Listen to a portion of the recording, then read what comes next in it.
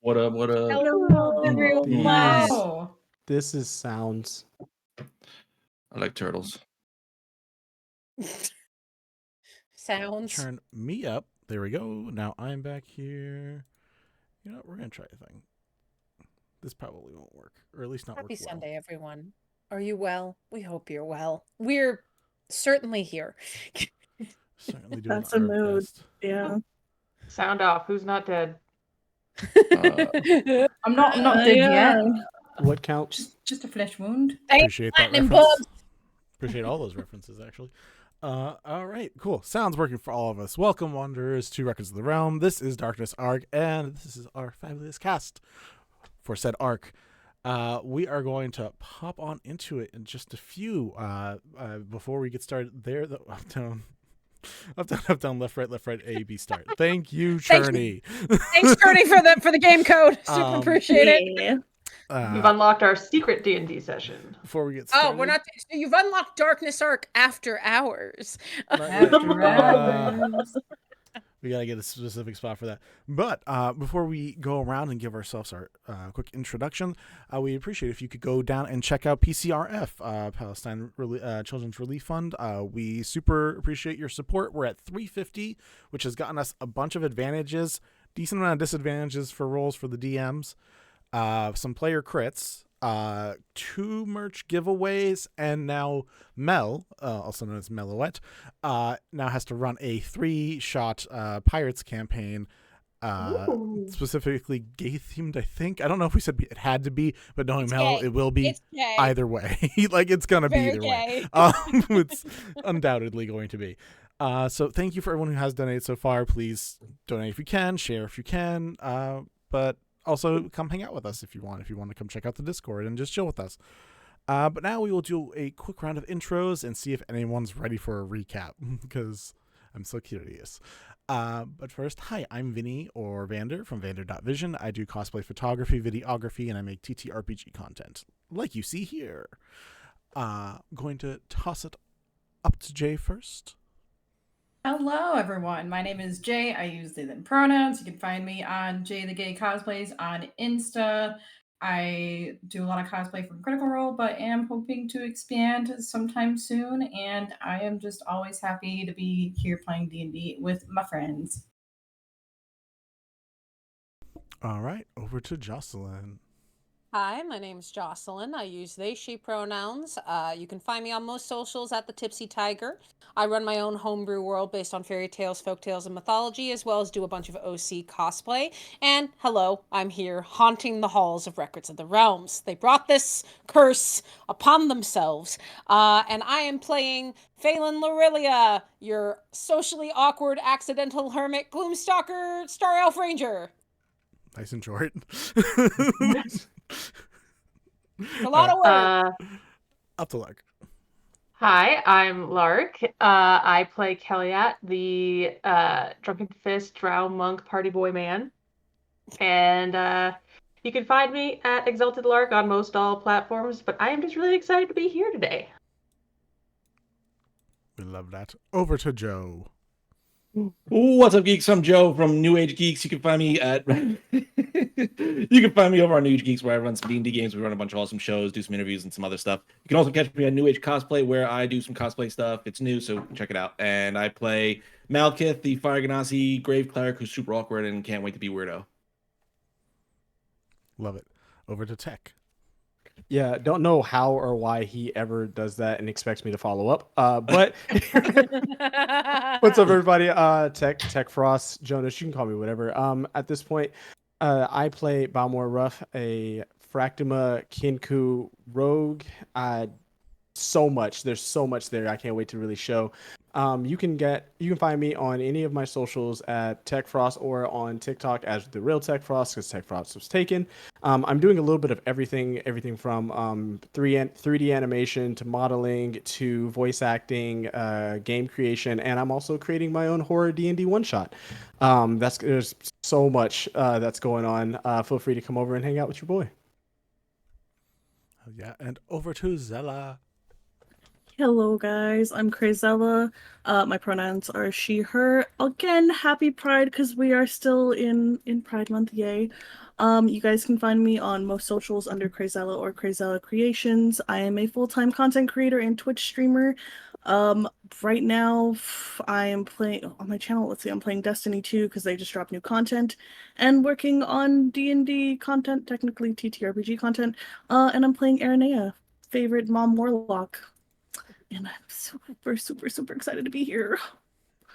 Awesome.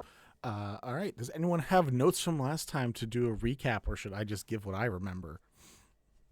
I have the world's shortest recap. Love to hear that. So in the previous episode, before the last episode, a dragon showed up at the very end. Then the next game started. A lot of the royals, like little Princess Thaw, were taken down into the bunkers below by her dad. Alexandria stayed behind to try to keep the barrier up, but then the dragon, which was heavily augmented by somebody, came around and went to East Fang and shot some weird energy into it that made the barriers crumble. And we tried to do something about it. I don't know what the fuck we were going to do about it. That is a big-ass dragon, and we are very small. And it charged right past us into the palace and dug a tunnel right through everything, killing both of the king and queen, leaving newly enthroned Alexandria the sole ruler of Mesetopolis. And now we're here. And now we're here. So as we hear, and now, we are going to start off with a little bit of info, and then we're going to hop into a few paired scenes that we have not fully prepared, but at least we're like, hey, thoughts. And eventually you guys are going to decide what order you go in, so have fun with that. But over the course of at least the first couple days, couple weeks, as the information was given before, Alexandria is the only ruler now. Thom has survived as well, thanks to their parents. Both of them are able to see another day. The city, luckily, is in a magical world where, even though it is definitely a difficult process, it is much quicker to start rebuilding, the basic things, infrastructure, roads, things that are just things are easy to replace. The people, even though there weren't many, also are going missed. But one of the bigger issues in the city is that there is now a increase from beforehand of gases that are being released in the city. It is not life-threatening, but it's enough that a lot of people have taken to doing similar to Malkuth's vibe, where they wear masks that have some low-grade spells, or just have breathing apparatuses that assist in making day-to-day life a little easier to breathe. You can still see it's not smoggy. Whatever the gas is clear, but it has noticeable effect over a few days, where some people, the weaker, more frail individuals, started to fall a little ill because of it. Noticed weird sparks of magic and other things flying off of them when too much was breathed in. So that is just a warning. And also, if you guys wish, you'll be able to, this was spread through the city. You guys were all going to be given gas masks of some form. It is just through upper society, they're like, nope, we're going to just hand out as many as we can. So there's a high likelihood you all have one of some sort, or at least some type of breathing apparatus to help. You do not need to wear it all the time. Indoors is also probably the most fine. If you're ever indoors, you don't need to wear it at all, really. But outside, just for safety, especially if you work outside a lot, a thing to worry about a little bit. Alexandria's been hard to reach, has a lot of new duties, so it's hard for people to see her, although she does owe some people dinner and a couple other favors and appreciations. But before we get into some of the other particulars of things that are going to happen for you guys, we have some paired scenes. Over the course of 2 months, you guys are going to have times to do 3 things, and I'm going to explain that to you now. 1, you're going to have your paired scenes. which you guys already know about. 2, you're going to give me kind of what I asked for earlier today. Just a brief description of a thing that you are doing or practicing or working on for yourself. So that means like if you are working on one of your abilities or working on one of your skills or working towards a certain goal, just give us a 1-2 sentence of that, 3 sentences of that. And the third thing is going to be when there is a montage flip of what is going on for everybody over this 2-month process, what does the montage flip to when we see your character? What is that brief 4 seconds that like a camera is on them doing something and then it pans away to somebody else? Who wants to be the first pair? Nim, do you want to go to jail? I guess that's my choice. Okay, all right, jail time. I'm a jailbird. Didn't have that in my world. That's fine. I mean, Kelliat wouldn't show up and ask you that, but he would invite you to go to a party that he's hosting. Oh yeah, of course. No, Nim is a little bit hesitant and takes a little bit of persuasion on Kelliat's end to get them to go with you. It's gonna be a great time. Everybody's been working so hard. You gotta cut loose sometime. I mean, I guess. I mean, who's going to be there? What's going to be happening? Is there going to be any weirdos there? I don't know. It's been a long time since I've been at a party. I mean, there's not like a guest list per se, but it's gonna be super low key. Super low key, totally, yeah, chill vibes, chill people. It's gonna be great. It's not going to be chill or chill vibes.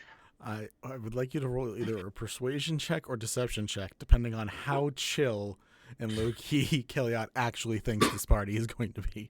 Oh, he's thirsty. That is a dirty 20. Cool. If you'd like to roll an inside check, Nymtheria, I would like to roll an insight check. Hold up. My stuff here. Okay, let's go. Wow, that is a lot. I'm using my metal dice today. That's why it's less book. Oh, well, look at that. That is the 12. So I don't know how much. It's gonna be so chill. It's gonna be so chill. It's gonna be so chill. At this point, I trust you. So if you say it's chill, then it's chill. So I will. And listen, we're gonna go. We're gonna have a good time. We're gonna, blow up some steam. Everything's gonna be fine. And we're gonna listen to some good music. Okay, blowing off steam, music. Okay, I can do music. Do you know if there are any animals there? I don't think there are gonna be any animals there. There might be some of like the rats that hang out in the alleyway out back. You can make some friends with, but I do like those rats. But you know what? I will try to people. Hell yeah. You've got this. You've got this in the bag. Okay. We're gonna have a great time.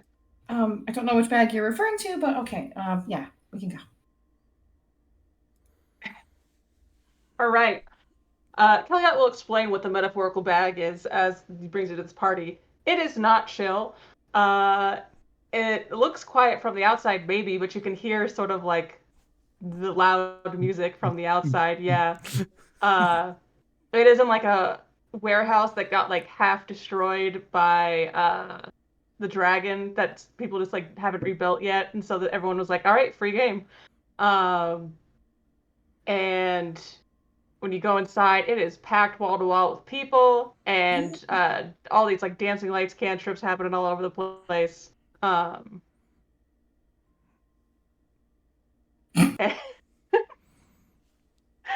he brings you into this, and he's like saying hi to people that you have no idea who they are. And he's like, "Hey, this is my friend Nim. Everybody be nice." I imagine there's just a lot of people here. Wow. Oh, Nim's like trying so hard to like take big deep breaths, and they're just like, wow, there's a lot of people, and am I the tallest one here? No, I think there's like a Goliath over there who's taller, maybe. Do you guys want to like Okay. measure? Is this like a measuring Is it a dominance thing that No. you're going for?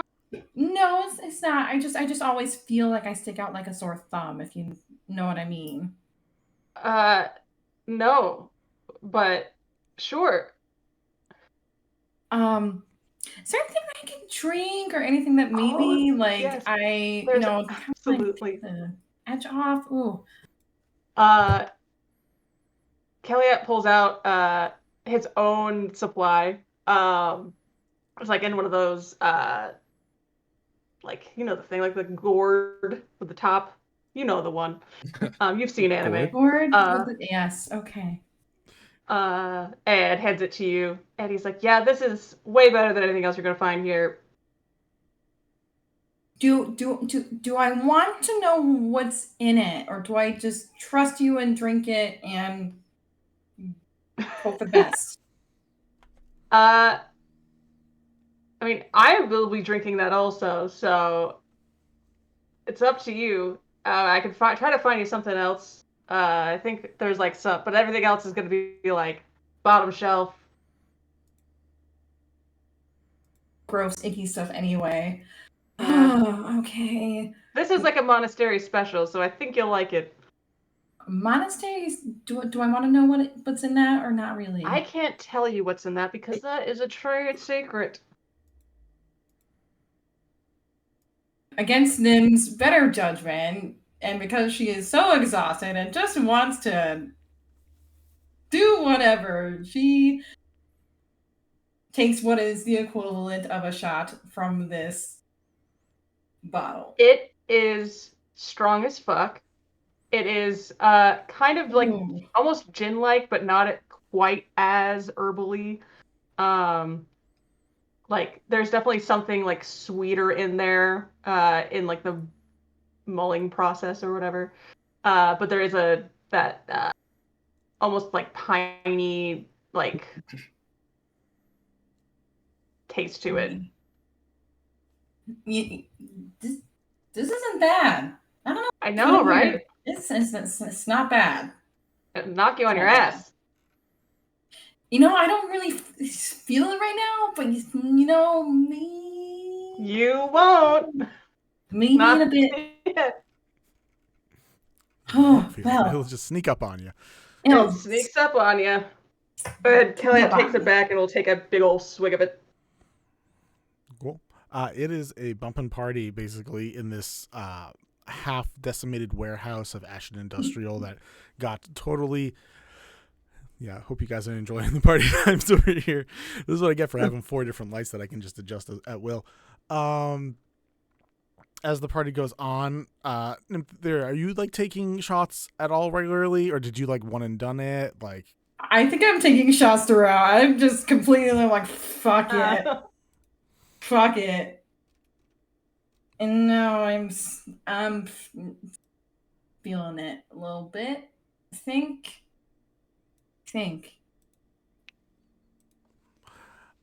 What are we doing? What'd you say? What are we doing now? We're like, like dancing though, right? Dancing. I have not danced in so long. I am probably absolutely terrible at it. The best part, everyone here is absolutely sloshed. No one gives a shit. And you just sort of gotta like. And Kelliat's dancing is like offbeat, terrible. Like he's going for it. Like maybe there's just some like Fortnite dances mixed up in there, but it's not good. And he's just like going for it. He's like, give it a try. You see Nym just not quite sure what to do at first, and then it's just so awkward. The duration, like just the most awkward white boy dancing and this 7-foot tall Firbolg just Hell yeah! You're doing. I don't know what I'm doing. This is wow. Ooh, that is that is strong. And so Kelliat has specifically worn the jacket that he stole from that asshole who beat up Ollie in hopes that that person is at this party. He's pretty sure they are. Mainly because he wants to start a fight. You're And in luck. he's just like, you he's like mention dancing it. with them and having a great time, but he's also like, where is that bitch? I don't remember what they look like exactly because I was sloshed when it happened, but I'll find him somewhere. Eventually, you hear a voice, a very deep voice, come up like, "Hey," and you see a gnome about 3 feet tall, looking very underdressed because lack of jacket. That comes up to you and say, "Hey, pretty sure I lost that a few days ago. What the heck you doing with it?" You totally did. I was looking, couldn't find you. But then it turned out that you beat the shit out of my friend. Your friend shouldn't be taking other people's things. You shouldn't be taking other people's things. Hey man, all I know is that I gotta get even now. So I'm real sorry about this. All right, let's line up the solo cups. Rock. What? Let's line up the solo cups. The solo cups? Yeah. Okay, sure. Drinking more? Like, was like leaning back to like drop kick this dude, and then was like, oh, okay, Gotta get even. gotta get even. All right, let's go. Brings you over to a table where there's a bunch of solo cups, a few ping pong balls, and a long table. Are we doing fantasy beer pong right the fuck now, Vinny? Why would you not? Oddly enough, Phelan's great at fantasy beer pong. Nim is so confused right now, but is going along with it. All right, this gnome who just gets up on on the table and grabs a couple of the drinks. He's like, "All right, do you know the rules?" Yeah, born knowing the rules. What Do are you? the rules? The rules are give me What my are the fucking rules? jacket back and throws both of No. the drinks in your face and then jumps in to pound your face. Heck yeah. Yeah, no, I beat the tar out of this man. Yeah, this person is not great at fighting. Could beat up Yeah, a small novice child. Has a much harder Yeah. time with a full-grown adult martial artist. Shocker. Yeah. Kelliat does not hold back. He lets himself get like a black eye and like lets the guy get in like a couple hits just to make him feel better, and to make it look better. But we'll wipe the floor with this person. Nymtheria, you watch as Kelliat begins getting into fights with this one guy. This guy also has some friends who aren't joining in, but you see that they are like moving in closer to this scenario. I would say even through the drunken haze, you are seeing this and being like, "Oh, this is Weird. Weird behavior. Nymtheria tries very hard to like separate the people that are like coming closer to like what's happening in the middle. Can be like, you know what, this is they're fine. They're having a little argument. You know, there's nothing to see here. Yeah, I mean, I can see the argument. The argument is the fists in the face. I get it. I would like to. Nothing to see here. Okay. Are you like forcibly trying to keep these people away from the situation? Like, if they start getting rough and start trying to move past you, what's going on? Yeah, I'm like actively trying to like, you know, keep them out of the line of fire so that like no one else gets hurt. All right. Kelliat throws the guy through the beer pong table and is like, Nim, get in here. Who else wants some? Did you just throw him? Grab that guy. Which guy? Any of them. Nim kind of looks at like whoever is standing closest to her and goes, I really don't want to grab you, but I feel like I have to. Hey, you're in charge of your own body, and you can make your own choices. My choice is going to be to punch you, though. So, just I don't want you to punch me. Can we like fake it or something? I'm not really a fighter. roll me your persuasion check. Do I get any negatives because I'm drunk? No. This person's also swashed. Oh my god. Gets punched mid-roll. That's a 4. No, we're fighting. Like I So said, 4. bodily autonomy, and I'm deciding that I need to punch you right now. And just goes in for the punch. What is your response to just random brawling combat? Nim really does not. She does not fight unless she has to. So Nim is going against her better judgment. Is going to punch back. Cool. All right. You and Kelliat get into a fist fight over by the mead pong table, and as that goes on, there begins to be a loud shout that overtakes the music. You actually watch as the music and the lights and everything that was magically done just turns off at once. And you see a large Cetici, a large blue whale individual come in wearing armor. Balmor and Ruff knows this individual. Kelliat, you probably do too, purely from being here. This is Armdrund. They are the commander of the city guard. And you see that coming in with about 20 individuals, half that seem to be able to cast magic, the other half that seem to be really good at rounding up people, start moving through the crowd and just being like, them, get off the boxes. That's private property. Are you guys literally throwing punches into the boxes of property, of items and supplies that could be helping the city? Even notice that this guy I'm going to answer the question for you. Yes, you are. Jail. Before he gets done in, Kelliat will rip the jacket off and throw it on the unconscious gnome guy and be like, "There's your fucking shit back." Thank you. Did I jail or Hell yeah, man, we're going to jail. Smash cut to the jail door being closed in front of you guys. Yeah. Yeah, we're going to jail. Yeah. The moment the jail door shut, Kelliat noticeably sobers up and pulls out like a little like rubber ball out of his pocket. And it's just like sitting, throwing it against the far wall. He's just like, you could tell he's been here before. Nim is kind of just sitting there, staring at the floor in shock. Eventually. Oh, go ahead. Oh no, I was just Nim eventually is like, we're in jail. Yeah. You threw a hella punch on that guy. I did. Oh no, I did. You did. Oh no. And you know what? He totally deserved it. Did he? Oh, I mean...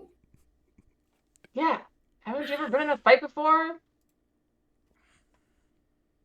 You tried to get out of it. I tried. Okay. I tried. I tried my best.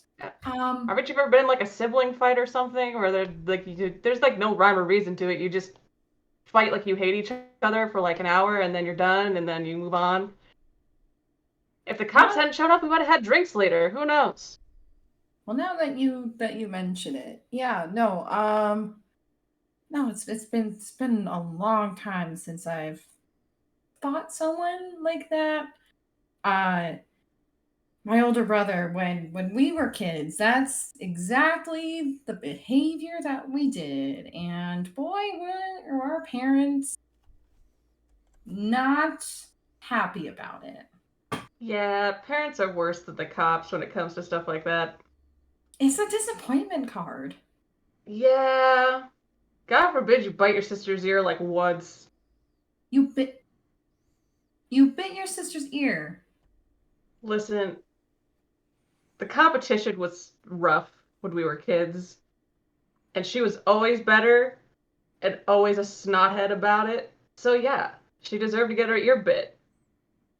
And yeah, my older brother is a bit of a snothead. Yeah. That's a good word to use for it. A Selkie, a large, thick man who's just like staring at a wall, just turns over and says, "Sounds like you guys probably could have worked on your relationships better."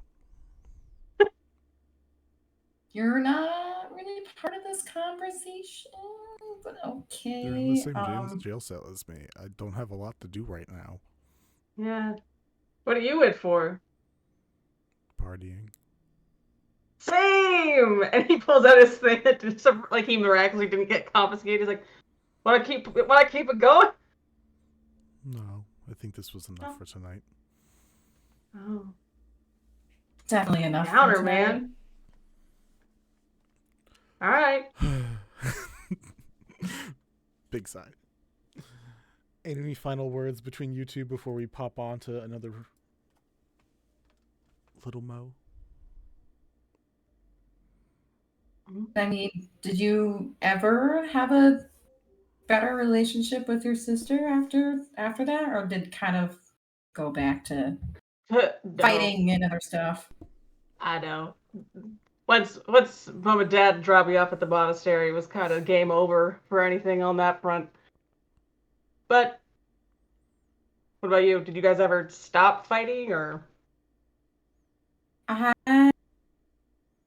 have spoken to him since I left the village, so no. Sounds like we're in the same boat there. Cheers to snothead siblings. Snothead siblings. Nymtheria, you wake up the next day with a really big headache. Oh. All right, which duo next? I think probably me and Malkith. Yep, I think just is- saw. Yep. Yeah. We just got a BRB from someone else, and we're like, that makes the decision. So what happens is it is late at night, like probably about like just when it's dark enough for it to really, the bioluminescence to really start painting the city with colors and make it feel a little less like a debris-filled wasteland, even though it's not that bad, but it still feels like it in some places. And Mal, you hear a knock at your door, a very timid, this like,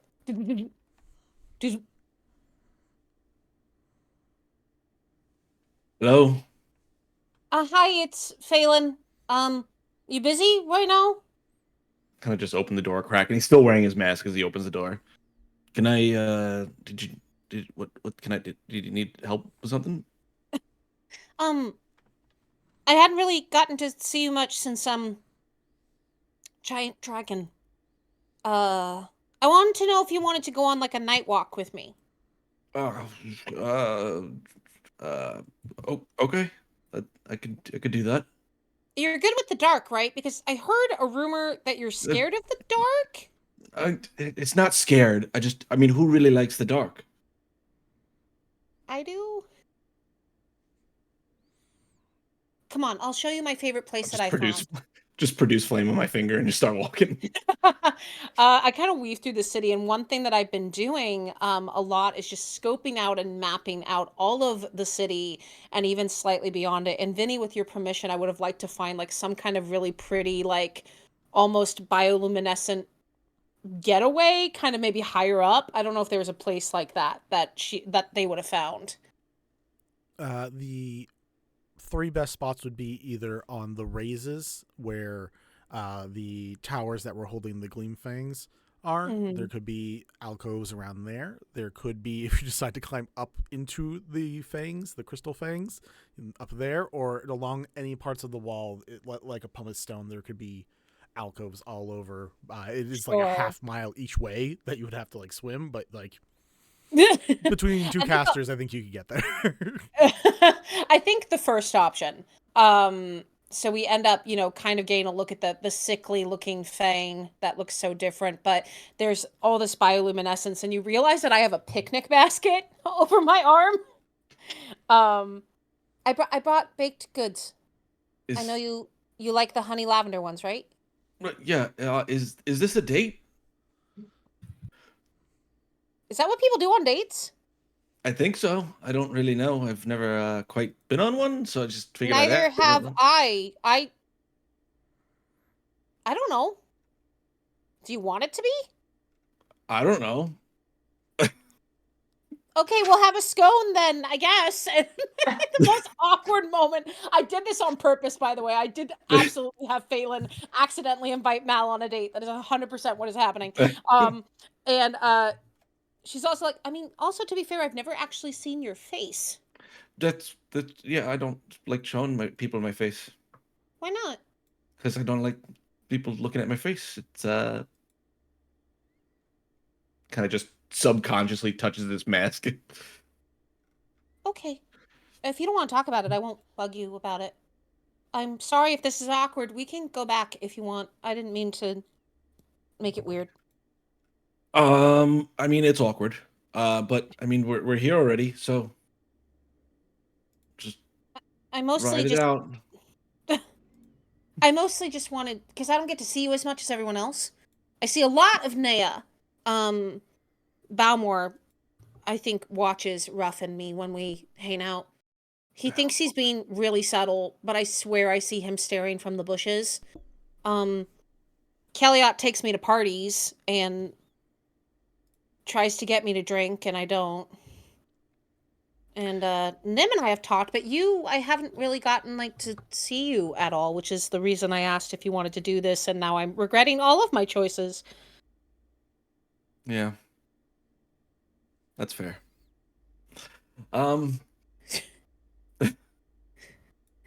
If you want to go home, you can. I thought at least, I don't know. No, I mean, like I said, we're already here.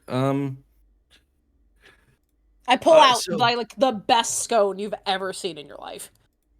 That looks good. I'll just kind of reach out and take it, break off a piece, and just pull the mask out slightly and shove it up. And you Shove see it. that on my belt, I have a similar mask that I've been wearing around the city for the fumes. If you have seen me at all, I've just been running. It's just all over the place. Very, very rarely keeping still. I guess, to me, you're the guy who wears a mask and occasionally makes funny quips. And I feel like... I don't think I'm funny. I'm trying to be funny. I don't know. I guess I kind of figure if we're going to bring this city back to the way it was. Also, I'm sure you've noticed, I'm really weird with people. I lived in the woods by myself for 10 years.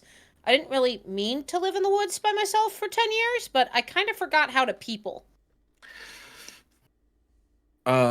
So I ran away from a cult that worshipped a dark god, and that, so yeah. Hey, you see that I take a baked good of my own, shove it in my mouth, and chew as I think and go, what? So No. Look, seriously. I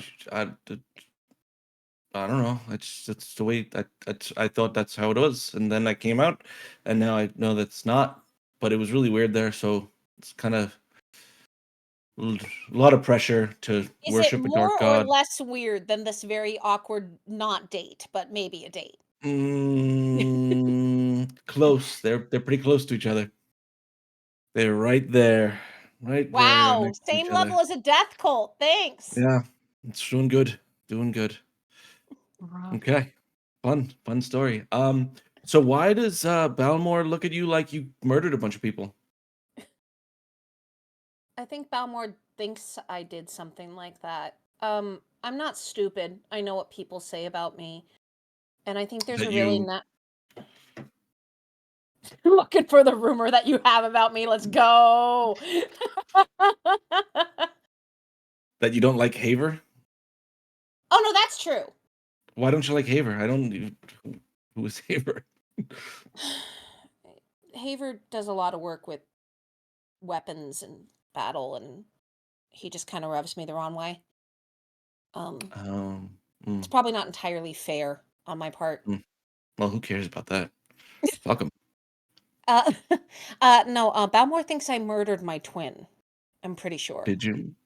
No. All right. Well, No. there you go. Insight check. But Do it. I'm not rolling a counter check.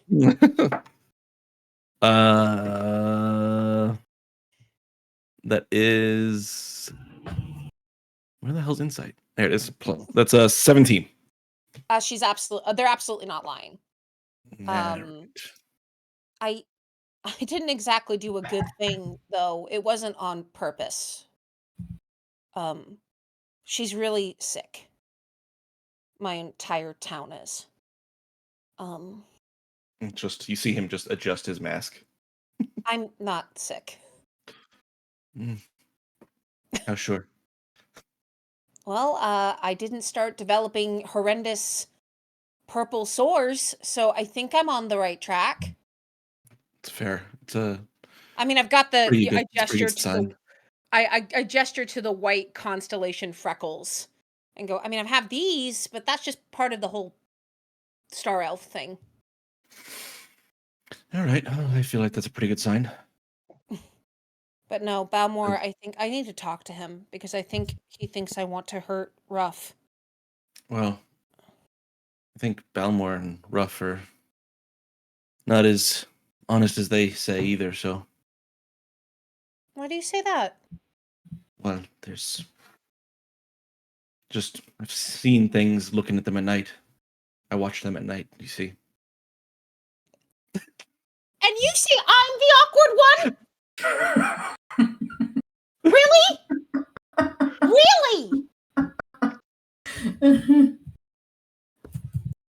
Wow, this sure is awkward. This reminds me of a death cult. By the way, I watched our friends sleep at night. Don't worry about it.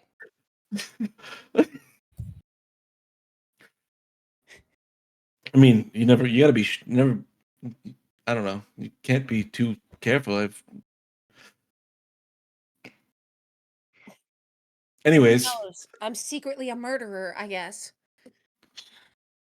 I mean, who's not these days? I hand you another scone. I go, that sounds like another story. And I feel like that's just kind of how like the night progresses, is just starting to get more comfortable and sharing stories. Okay. Yeah, that works. At any point, you guys bring up the names of people from your pasts. Yes, 100%. If you want to work with that. But it's up to I think you as guys. the night goes on, I actually reveal. We're like sitting there, and I mean, Phelan's feeling less awkward. I don't know if Mal still is like, this is weird, but I mean, Phelan's he's just weird, so. He's just weird. And they're looking out and they say, you know, Garum, the mayor of Cypress Lore, was the one who put the bubble over my town when everyone got sick. And he Is- almost seemed gleeful about it. That's weird. Yeah. That is your favorite word. I mean, it's weird. I'm sorry, what was the last name that you gave to Garum again? My brain has frozen. So if last names are ever mentioned, you figure out that Garum has the last name Nightshade, which is very similar to Iridan. Who, Yeah, Garum Nightshade. Be someone He that was. Yeah, I know a Nightshade. Funny story. Really weird. Again. And I think, yeah, we realize that we know the two brothers. Is he a good person, his brother? I couldn't tell with Garum. I mean, I like him. Yeah, but you're hanging out with me, so what does that say about That's you? fair. That I have really bad judgment on people, apparently.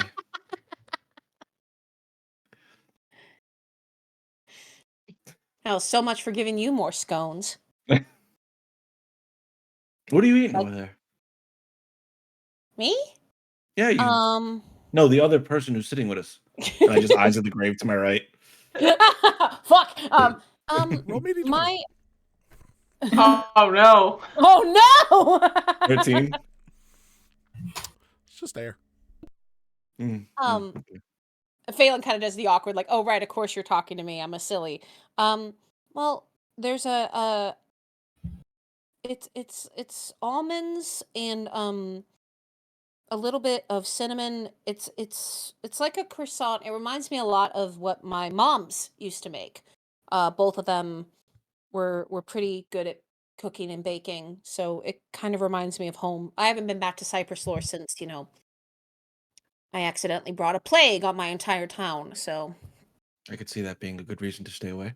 yeah, this bit. Mister, are you sure you're not sick? I mean, it's a fair question. Yes, you know what? It is fair. I appreciate you spending time, even though I know it was your Weird? favorite word, weird. I'm here for. Glad I could Maybe we support can. you in this time of need. Uh-huh. I'm real supportive. And just people, you can come to me for any emotional baggage you feel like you need to unload. Can I roll an insight check? Yeah, sure. I feel like this is like the ending of it. Like, oh yeah, you can absolutely come to me. That's a 15. I mean, he feels like he's being genuine. There you go. Well, if you ever want to go on another awkward, maybe a date, maybe not a date night hike with your favorite scones, you let me know. I will do that. At the end of that sentence, a crossbow bolt comes and shoots right between the two of you. What the? And I immediately reach for my bow. And Just kind of we're gonna stay move. seated, just look at the bolt. And we're gonna move on to Balmor Ruff and. Fuck you, Vinny! Fuck you! Oh my goodness. I get that a lot. Here So, we go. what are you 3/2 doing? Why 2? Nah. 3. Nah. I know. I believe we are currently training, correct? Or no, actually, we're not training. So, we would be at some mutual place that both of us are probably just like taking a break, taking a load off, and Balmor has some questions. Thank you for putting me on the spot. I don't know what questions you're asking for. Let's do this. So, Balmor, as we're sitting near each other, Ruff's not around. Balmor knows where Ruff is. But yeah, so Balmor would just kind of look over and it's a good day that we're having. Erina is just kind of like going through her pack and is like organizing stuff and just kind of looks over at Balmor. Yes. I guess. Mm-hmm. Like thinking about the day and it's like, it actually is a pretty nice day. That's is there something that you need help with? Me? Help? No. No, I don't need help. Naya just like kind of turns, raises an eyebrow and okay. And just like slowly turns back to what she was doing. Well,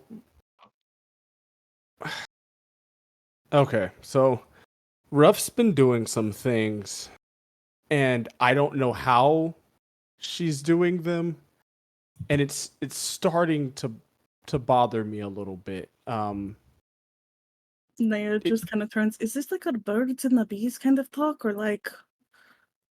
It's my sister. I Like- I'd hope to not know whether or not she has friends that are birds or bees. We're birds. Why would birds and bees matter in this conversation? I guess it'd be more like birds and birds. I don't know. Like He's just gonna turn into Mama Naya gives the talk.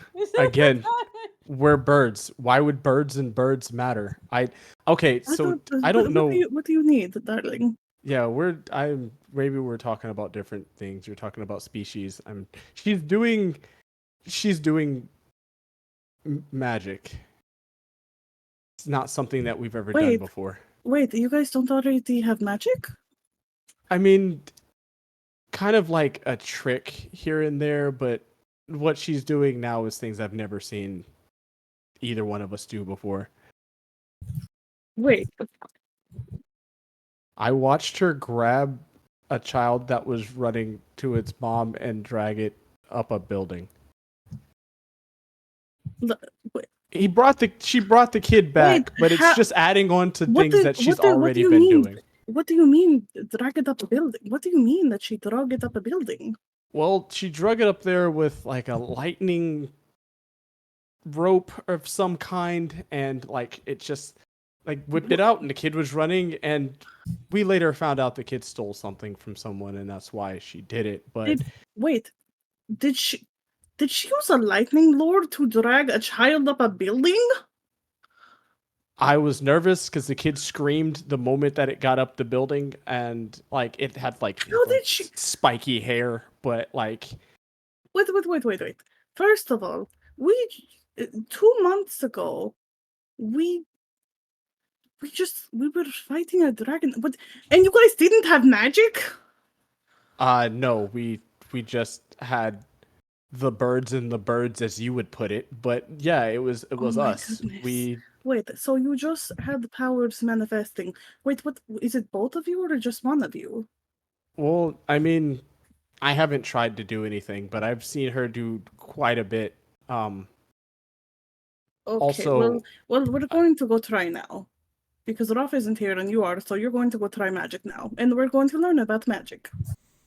As you are getting up from your seat, a minotaur comes over and drops a very, very, very wrapped up package right in front of you, Aranea.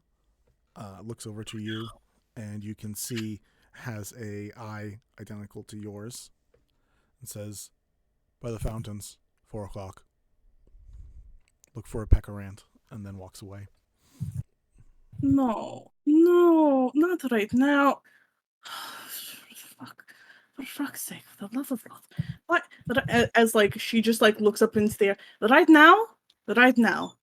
Really? Balmor immediately. For fuck's sake.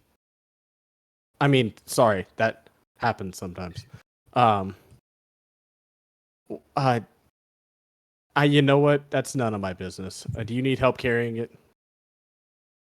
I go to pick up the package. Is it pretty like hefty or just? There is definitely a density in the center of it. Like it feels like something surrounded, like that styrofoam where you're like, there's something heavy in the middle and a lot of styrofoam around it, type of feel. Okay, we're going to take a trip. And about what time is it right now? 2. Okay, we have some time to kill before I have to go do ridiculous delivery. If we're going to practice magic, we probably should go outside. And at that point, Naya has now decided she's not carrying this fucking package and just is like unseen servant just snaps, and the unseen servant just picks up the package, and all Balmor sees is you just see this package start to float. Balmor looks over and just goes, no, that's not her. Okay, that's good. And just turns around and walks away. Who is magic? Who did you think it was? Don't worry about it. You know Obviously, what? this is you don't have to tell me about it. We can talk about it another time. You, me, magic outside. Let's go. It's like Naya is just like heading outside now. Yep, heads outside and opens the door for you and Invisicarry Floating package. Invisiparcel. Invisiparcel. Yeah, once we're outside, I would look around and go, well, she's not near us, so I think it's safe to at least practice this. Okay. You see Naya go to like I guess like a nearest like bench or some kind of table or something, and she sets down her component pouch and starts just like grabbing like miscellaneous components. Looking at Balmor. I take it that you do not have an arcane focus or anything to channel spells? A what? To do what? Okay, good. Oh, okay. Um, you how do we explain magic? You need things for magic, whether you need words or somatic movements, moving your hand, or certain components to do spells. It's very simple. Naya just like walks over and just like hands you a bunch of like random components and is like, all right, I don't know what you're going to need because I don't know what you can do. I'll just hand you a couple of things and you will focus on it and try to cast spells. Okay. What do I have? What's here? Hold on, I need to look back at what you sent me earlier.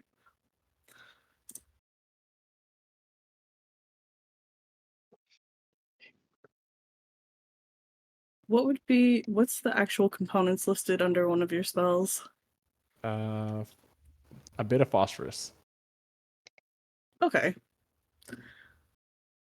So I guess at this point, Naya would just like have like a little baggie of like that she's just like yoinking out. And it's just like handing you random things as you're like trying to focus. And then like I hand you this like little pouch of phosphorus. All right. Focus on it. Move your hands if you feel the need and speak. And magic should happen at some point. There's something should happen. He grabs the bag, and you just see him go. Words. How do Kaka? What do you want me to do? Like, what is this? Is this sees? And he just like hands her back the bag. This is dumb. She doesn't do this. She just does the thing. You're telling me to flap and say words. I feel like at this point, Neo would just need to like demonstrate this. All right, maybe it's not material based, but I'll show you what I know. As you kind of start to see like this purple and red kind of lightning start to form around her hand. And I guess just shooting down to the ground because she hasn't made a target or anything. Naya's gonna just shoot off her Eldritch Blast. And here we go. And it just hits the ground. Okay, so that's you didn't flap, and all you said was "here we go." So how can I do that without looking like a jackass? Just pick a movement that you're comfortable with and something to activate your spell. It's so much easier if I could just be taking something apart or creating something. Well, that's not how magic works, unfortunately. At least to some degree. Picks up the bag of, or the bit of phosphorus again, and like puts his hand in and moves his fingers around. And as he does it, you notice he just kind of starts like grasping as he's moving, and you just start to see lights forming around his three fingers.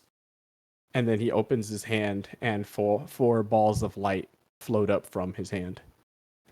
See, magic. Why do I feel weird with this? I don't know. What are you feeling when you're casting? I'm gonna try something, and I need you to stop me if it gets too bad. What would you prefer? Say funny words and flap your hands. Whatever you do to stop people from doing magic. Is Balmor can oh my god, words today. Are they considered humanoid? Okay. Yeah. Maya just kind of nods. All right, I will get you to stop. So go ahead. You notice that Balmor is now grabbing the lights and putting them together in his hand. It's like, I remember I told you that I like to create and get to know things. So I will do to these lights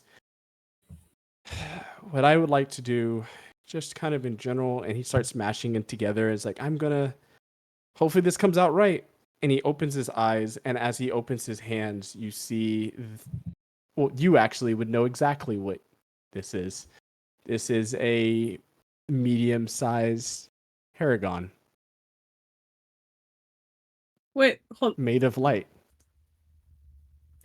Do I Out recognize of the out of Paragon? care out of Do I character. recognize it?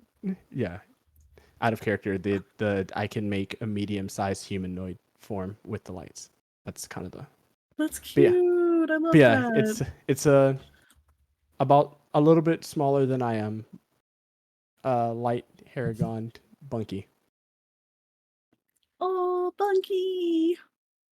Y'all don't know who that is, but it's okay. Y'all will learn later.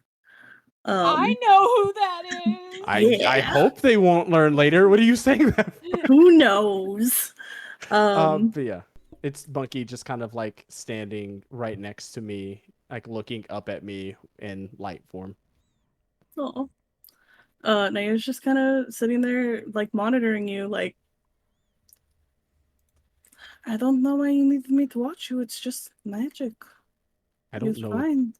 I didn't know what this was gonna do. Just explode or something. I don't know what this is. It's just, it all seems weird. Also, this is the only thing I can think of that would stop Ruff from doing weird stuff. Maybe if she saw I our friend mean, here.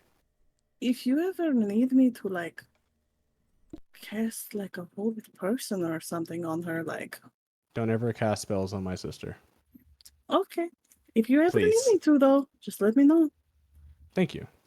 But yeah, if she's ever that much out of control, I must not be around. Or if it is, I'm not sure you know this person, but the person that I just created, and he's like gesturing to the light. If you could make something that looks like them, then maybe she'll calm down. Oh, I met Herengon some time ago, and he did mention that he knew twin Kenkus. His name was Bunky. Do you know him? You notice literally all of the feathers on Balmor start to lift. How? It was a really weird magic thing. It is very hard to explain, but I met him. He was very lovely. Talked very highly of carrots. Yeah, that's the only person that I know that does that, even among Haragon. Well, he actually saved my life as well. He saved me from drowning. Wow. Okay. Yeah, that works. Again, that is weird enough because that's his business to tell. But yeah, him saving you from drowning just shows his character and how strong he's gotten. Did he mention Ruff at all? Well, he did mention two twin Kenkus in the Underdark, and then I have kind of put two and two together. So I just hadn't had a chance to ask, I guess. That is between Bunky and Ruff to want to talk about that with other people, I guess. I mean, did they like date or something? More Because birds and birds, I guess, for you. I guess, but like Bunky has like a Valkyrie girlfriend. She's very lovely. You notice that Balmor is like feathers back down. That can't be said out loud. And as soon as you hear that, as soon as you hear him say that from behind you, the dragons roar. Oh no. And you just see Ruff sprinting off. Well, did you want to practice one more spell, or do you maybe get a better feel for it? I mean, Do you know something that can get rid of memories? Nea's face just kind of gets a little like pale. Speaking from experience, I don't recommend that. It is much more trouble than it's worth, and it always goes sideways in ways that you don't think. Did you forget how to play one of your really cool instruments or something? You just see her face drop, like, I think it's best if we just stick to magic for right now. I mean, if not, I mean, I have like an instrument that you could play. I heard that you're amazing. I know what you got. Naya just kind of stands there. You see her kind of hesitate for a second.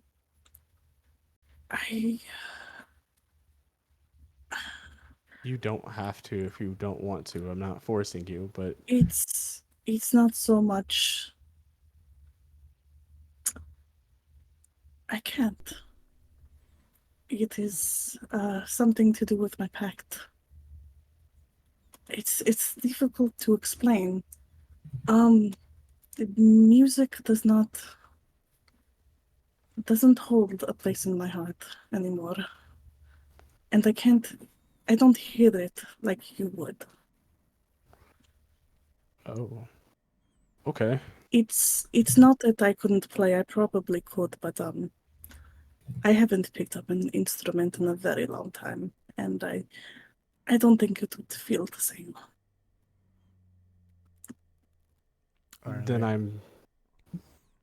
As you guys are talking, there is almost like the lightest strum. There's a multitude of different things that feel like the same sound and feeling in you. You hear the lightest one-string strum on a guitar. You hear a ticking of a clock at the same beat.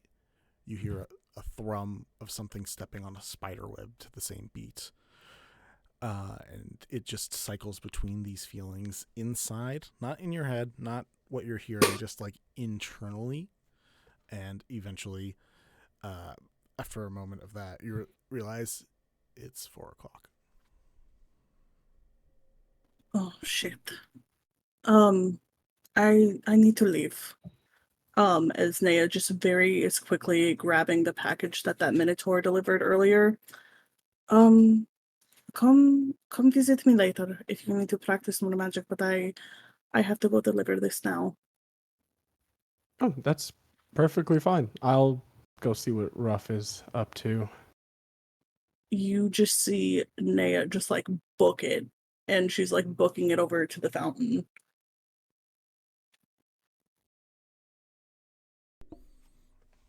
To go deliver stuff. After each of you guys, would people be good for an early break around now? Yeah, I'm just wondering Sounds if good. Mal and I are gonna die. Yeah, I want to know that too. That's a great question. We'll find out after these messages from our sponsors. Now, Yeah. see you guys in a few moments. We would have gone and done the fucking mudslide. That would happen at some would point. have. It's Sid's favorite place. It is Sid's favorite place. Sid loves dirt. It loves dirt. It is the great paladin that swings a shovel axe. It was Of course, just, Sid loves dirt. It was just the way you said it. It was the way you said it. It loves dirt. Fantastic. We're not Sid loves arguing the dirt. fact. It's just the. It was the aggressive affection for dirt. Is the love?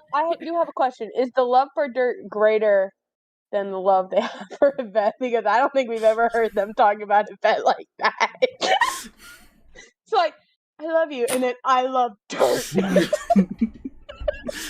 It's different. Dirt is like part of their That's what they all personalities. say. Dirt is to Sid as necromancy is to It's to Yvette. Yvette. Yes. Like probably equal amounts of love, but it's Neither of us belong here.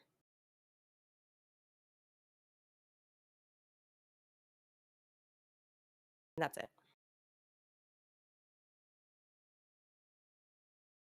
It's fine. It was. I belong here. Look, I had a long Sunday. Is it? We don't belong in the Undercity. We don't belong on Bushfall. We don't belong in Vagari. Can you be more specific, please? There's just like a lot of different places. She will spend 3 first-level spell slots to answer.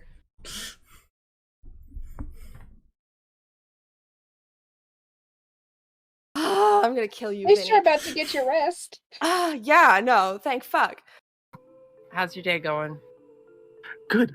We have band things going on. I saw my owner, did my dance, liked my dance. He liked my day, and he gave me belly scratches. And now I'm here, hang out with you. And are your day going good? Good day, right? Good day. Oh my god. Yeah, it's not a bad day, so far. She like gives you a pat on the head a couple of times. Leans like right onto you. Good day. Yeah. Good day. Oh, it warms her heart. She's just like, it'll be fine. So much right? better Like, than dog jail. adding somebody into the group. Ugh. You're gonna make The me color cry. drains to her face. It just took me so long to register what you just said. Goodness gracious. Through observation, we've Theoretically. learned how important it is to keep it to oneself. all right, Lyra, town girl. What's Bells doing? Yeah, I want to know how Bells is feeling right now. She's giving shade! Talk shit, get shit! Too. Once Bells has taken a few moments to process, they are Probably the least liked. Things that smelled awful, ratty mud off the street. And Onolove explained it as if you give even the worst thing a chance to be better, there's a good chance it might happen. You okay? You watch as the dark-skinned woman begins reaching for her in the armor and just like trying to grab onto the side of her arm. Immediately distracted, she turns to her, she grabs her hand, she goes, I'm okay, it's fine, we're okay, I think. Just No one's gonna relax." hurt you unless you start slinging lightning spells. And also are a part of Husk and want to destroy the world for whatever reason. What the fuck is Husk? Trees, and it's like, those could make some cool toys. Yeah. Some good wood. Yeah, Some nice like bark. that would make a good grave. Like I think the justification is that would make a good grave. I would not bury somebody there. Don't bury somebody into that dirt. Don't do it. we're Bad not dirt. burying anyone here. We can't kill anyone because we can't bury them I here. want to know what justifies as bad dirt now. Like if it's You not going should to be like know. good quality, if Yeah, it's not going nature- to, yeah, you would know No, too. not as Lyra. Wait. As- what? 19. Yeah, 19. Alright. Another fireball on her face. She cries out in aggravation. Another orb of blackened blood and darkness begins to form together and form back up. Ouchies. Anything for Sid gets a sending message and just hears in their minds. Oh fuck. Oh fuck. Oh fuck. Oh fuck. Here's, Oh fuck. here's, Mama, I haven't failed you yet. Much improved. Where the hell have you been? Miss you. Fuck mud. I will say you don't get that message.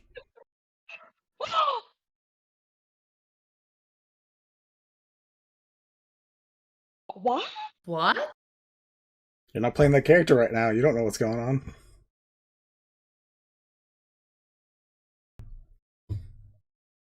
Sid, you have a nice daydream about a message from Maybe.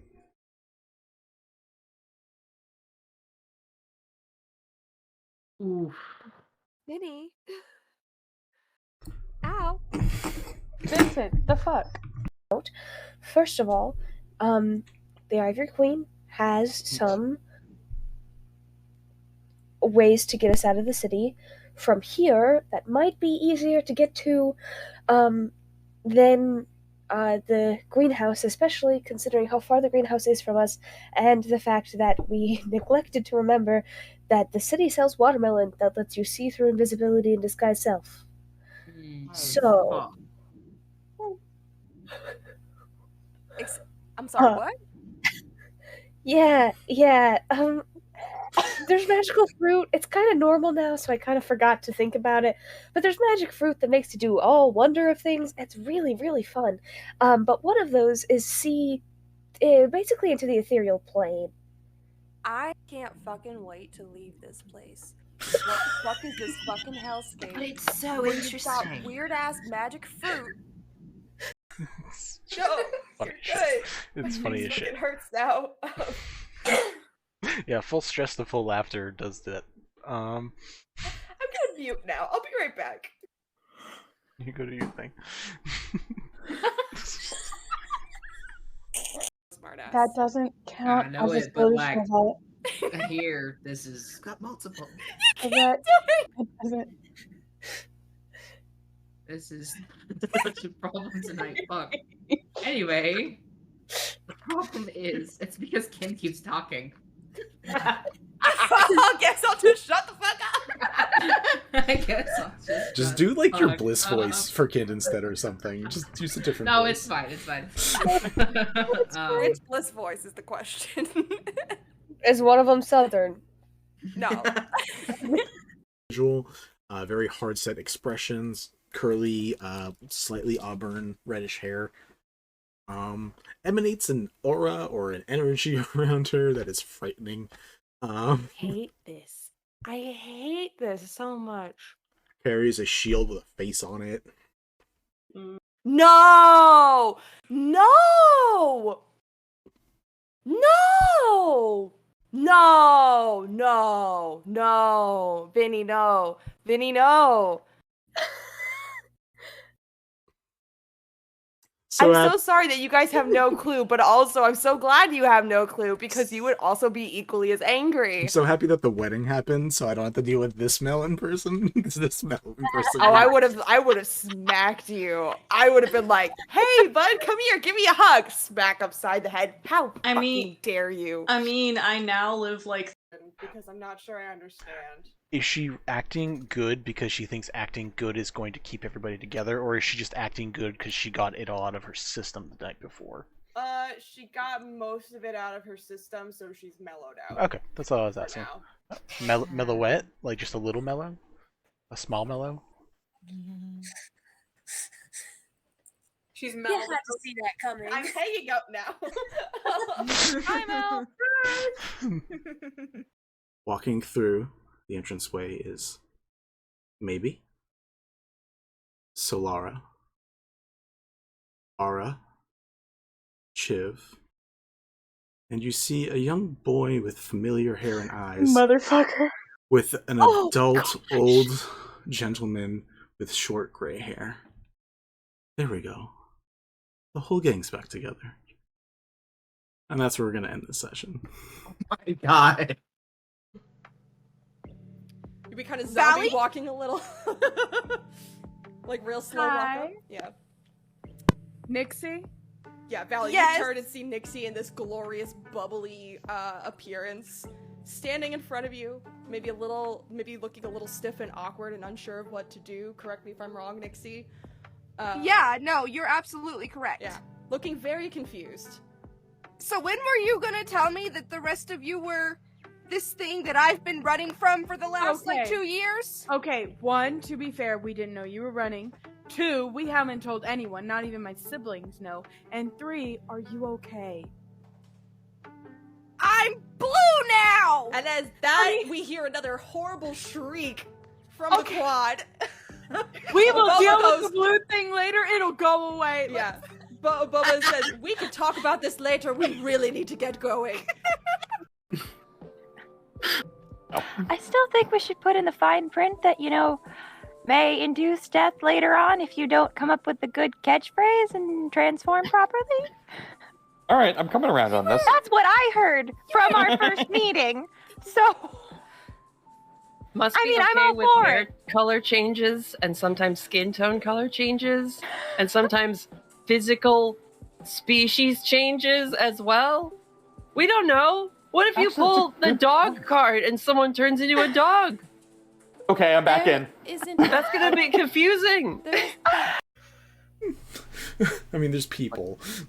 But there's not like a lot of people, but people. Oh, I didn't know. I assumed we were the only 4 in the shop, so that's my mistake. Well, I mean, his shop is kind of like an outdoor stall. Like, again, he's literally like that guy from the opening from Aladdin, where it's like it's No, the face.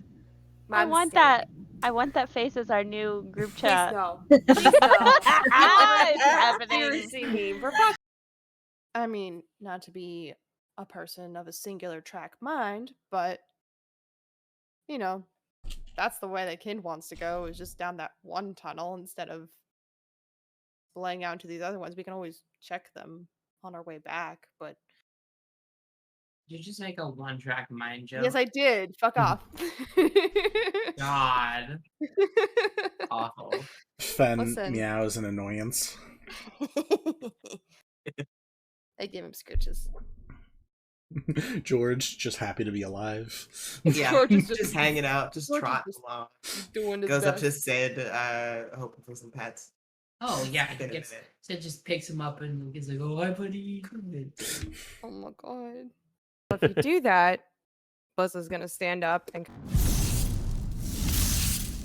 And we're back after a thrilling conclusion of Courage the Cowardly Dog. Anyways, I don't know why that got in my head, but I really now want to watch I'm on the Courage the wrong Cowardly screen. Dog. Hi, y'all. We are back from our itty-bitty break, and we're going to do a couple quick round tables, and then we're going to hop into the scene that everyone's freaking out at me about.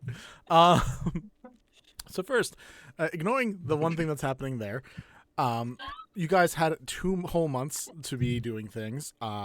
These small snippets, and then also the other additional guys where you wrote your small hangout sessions together, are all things that have happened. But I would love to know what your characters are doing for themselves, in a few words, they do blank blank and for yay reason. And then a quick montage snippet, as in do we see blank hammering away on the forge, trying to make a certain type of thing? Just give me those 2 things, and we will see where we end up at the end. So would anyone like to go first and has an idea in mind before I just start from the top and work my way down? I can go first. Phelan.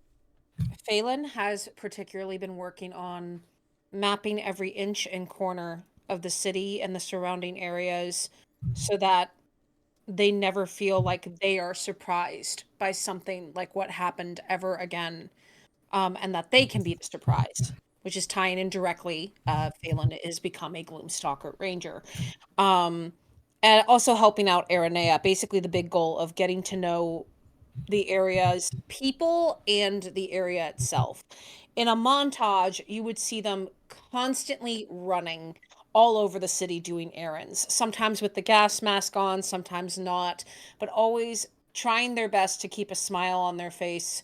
I'm sure Nea sends them out quite a bit, and always bringing a little bit of treats to the groups of people who are struggling. Cool.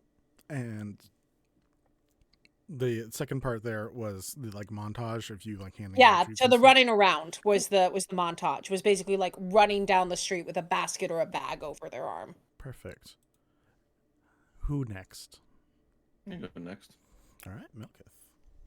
So the thing I'm gonna do for myself is Mal's gonna be in as many locations as he can, just trying to listen for rumors, anything as far as rumors of anyone speaking about the incidents that happened. Also, any rumors that may be someone is looking for him from his past, and any rumors from any of the party members to give a little bit more insight as to his newly acquired allies. Yeah, and then for like a quick montage view. He is going to be just doing gentle repose as on. It can do it as a ritual now, so I'm just going to be doing it on as many dead bodies as I can to try and give the city a chance to revive these people if they want to, are able to.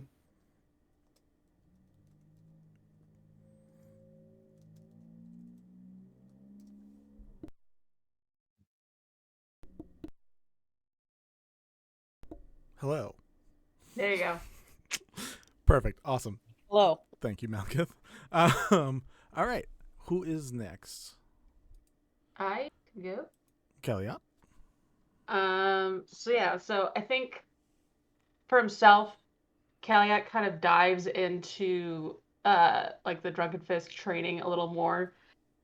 He still very much plays the idiot the entire time, but like his montage bit would be like him like on the roof after everyone else has fallen asleep practicing. But he also goes and checks on Alex. He goes to make sure that he does not be seen, but he makes sure that like his family survived. But other than that, yeah, he's just diving in, putting his nose to the grindstone to be hit harder and not get hit. And what do we have for like a quick cutscene? Is that something similar, or is there? Yeah, I think you see like a snippet of like him doing like community work with like the monks, and then like it cuts to like nighttime. Like he's being kind of like an idiot there, but he is being helpful. And then it cuts to nighttime, and he's like, lasered in, like the forms do look weird and crazy because it is Drunken Fist stuff, but just practicing like the forms and the movements, trying to get faster. He's got like ankle weights on. And yeah, just playing the fool by day. I'm also probably playing the fool by night, but when he's by himself, he's lasered in. Heck yeah. All right. Next up. All right. You see Nim going around, still similar to Mal, still helping as many people as she can with her healing magic. She does have her herbalism kit, so that is what she is using most of. And she just goes around to do more damage control. And she is also often checking back in with Bessie back at the fungal house, seeing if there's any more things that need to be done there, any other medicinal shrooms they can forage up or anything like that. Heck yeah. And for like a quick montage cut, like of you doing something. You see Nim just foraging in the woods. That is their natural habitat, and they have their basket filled as always to the brim of whatever they can find, not only for medicine, but also for enjoying later at a potential royal feast, if you will. Obviously, keeping the two separately, so that way you don't confuse anything. Love that. I'm glad we are keeping it separate. That sounds like a very smart idea. And our two in the bottom row. Yeah. I'll go. So for Balmor and Ruff, just as like what they're doing, I would say they're probably still helping out with finding people that may be lost, just getting names of people and going through the city and trying to call out and see who they can find. While later in the day when they're not trying to find people, they're on their own training to learn magic the best they can. I'd see like you'd probably for like the montage, you would see them fighting, like training to fight hand to hand, but then trading off magic at each other since only one can use magic per turn. So like one uses the lightning lure and the other one tries to hit him with mind sliver and stuff like that, just going back and forth while they're fighting. Love that. And for like a montage, like quick snip, or that would have been it. That Okay, that little hand to hand fight. Hell yeah, awesome. And then Aranea. So, I think during this time, Nea would have still been working to kind of locate people and just very tirelessly at this point. And it just kind of came to a point that most everybody was found, everyone was kind of like reconnected together, and would just kind of sit down and be like wanting to come up with an idea to kind of bring the community together, kind of like for like a sense of normalcy, because with everything that's been going on in the last 2 months, like it's been anything but. I think she would go ahead and start planning like a royal dinner with the blessing of Alex and Thom. Like obviously probably going to them first, explaining the idea and the intent behind it. Like we just had this very traumatic thing happen, but to kind of display the growth that's been going on in the last 2 months, let's bring everybody together to kind of strengthen the community and just have like the tiniest sense of normalcy. Awesome. And for like a quick smash cut of something that we like see you doing.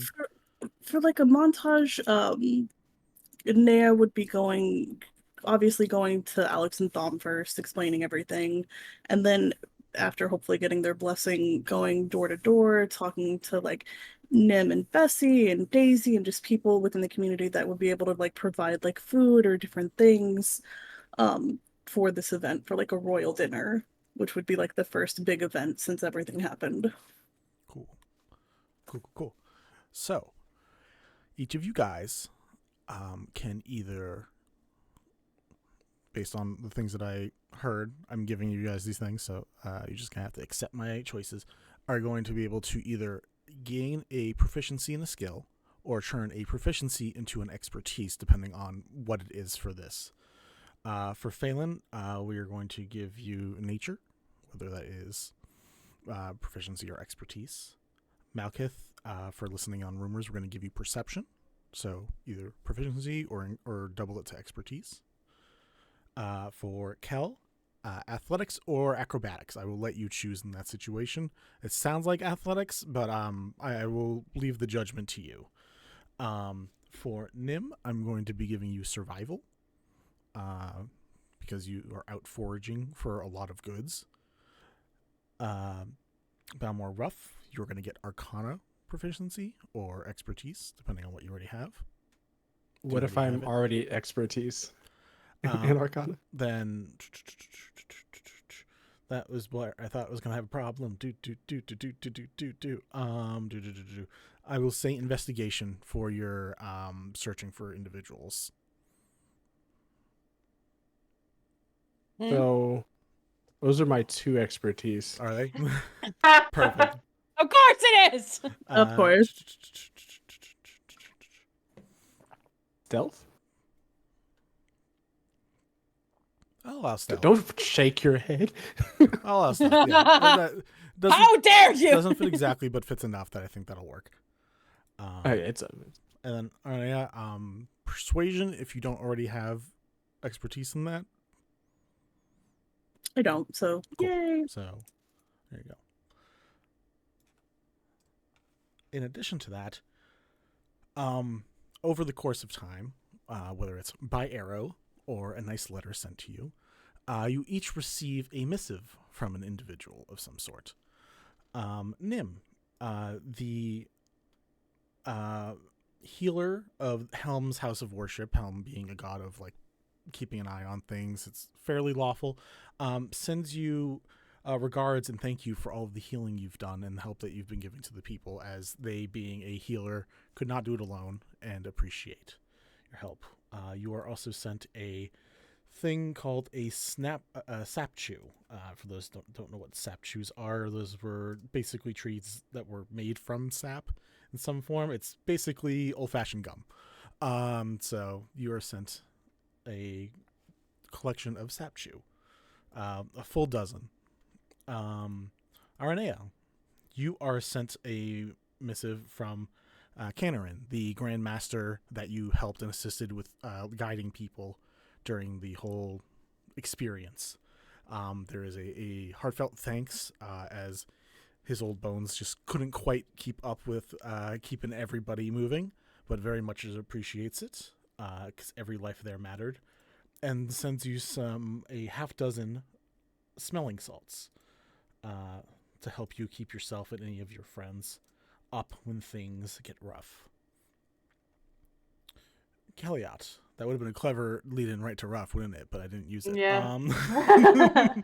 Kelliat, you are sent a message from Levish Curl, who is one of the palace advisors, the one that you have a not the best relationship with. Yeah. There is a very curt thank you for taking care of his charges. He appreciates it. And then sends you something to help you grow big and strong.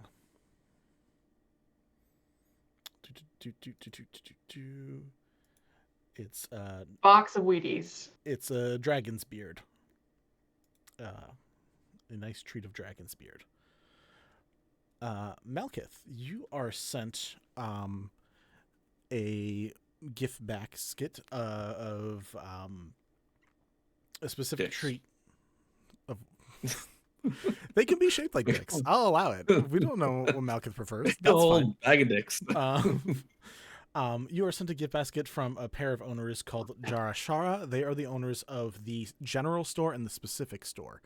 Your guiding bolt actually redirected the dragon from running into their store when the whole attack was going on. So they sent you something called Pyrite Gemtac, which is specifically a treat for Fire Genasi. Phelan, you are sent a arrow letter from Ilgag Morth, who is the Batkin Ranger of the Standstill Lodge. The Lodge is the group of rangers that specifically work related to Megaphoniforged, and you are sent a letter sending a big appreciation for your capabilities in battle, including dealing probably the last blow anyone will ever get on the beast attempting to destroy the city. While they understand the pressure of being a ranger in this area, they appreciate both sides of what you had to do and why you had to do it. You are sent... Where are you? There you are. You are sent an item called Beads of the Acolyte. To help you when you are feeling faithless in yourself. Balmor Ruff, you are sent a complaint / thanks from a man named Gwarfly. A thanks for saving his child. A complaint of maybe using lightning lure to drag them around is not the best method, and would appreciate that if any other scars appear on their children, that they have some knowledge of why and where beforehand. Otherwise, the formal complaint will be a formal beating. Ruff definitely welcomes that idea. You are sent something called the Aarakocra Afterfeather, which for brief moments will give you the capability of flight.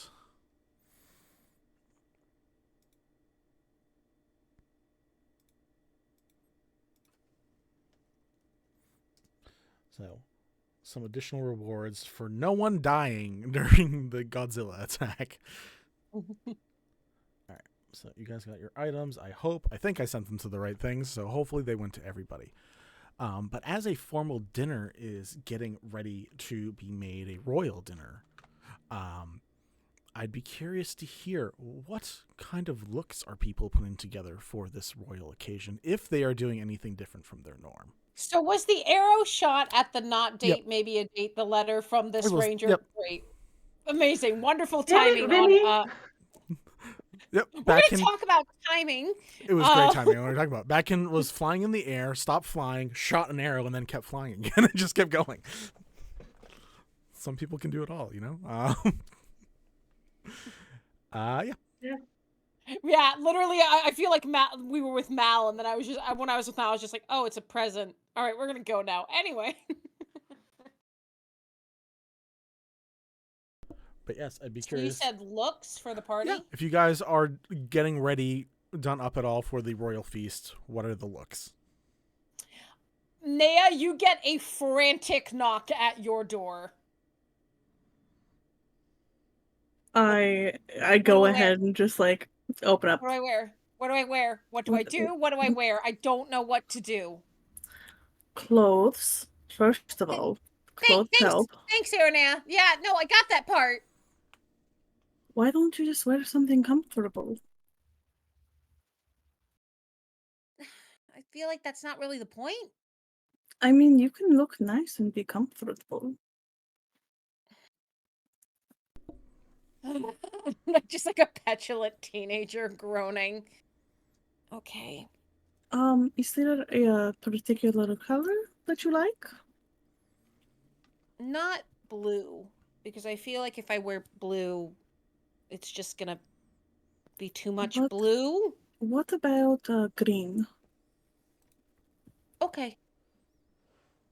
Sorry to Like bug you. Naya just like go ahead, just come on in. It's like I guess wherever she lives is like going into her closet and just like pulling out a couple of like green gowns because she's very much of the variety of like battle skirts and just like goes ahead and like sets it down,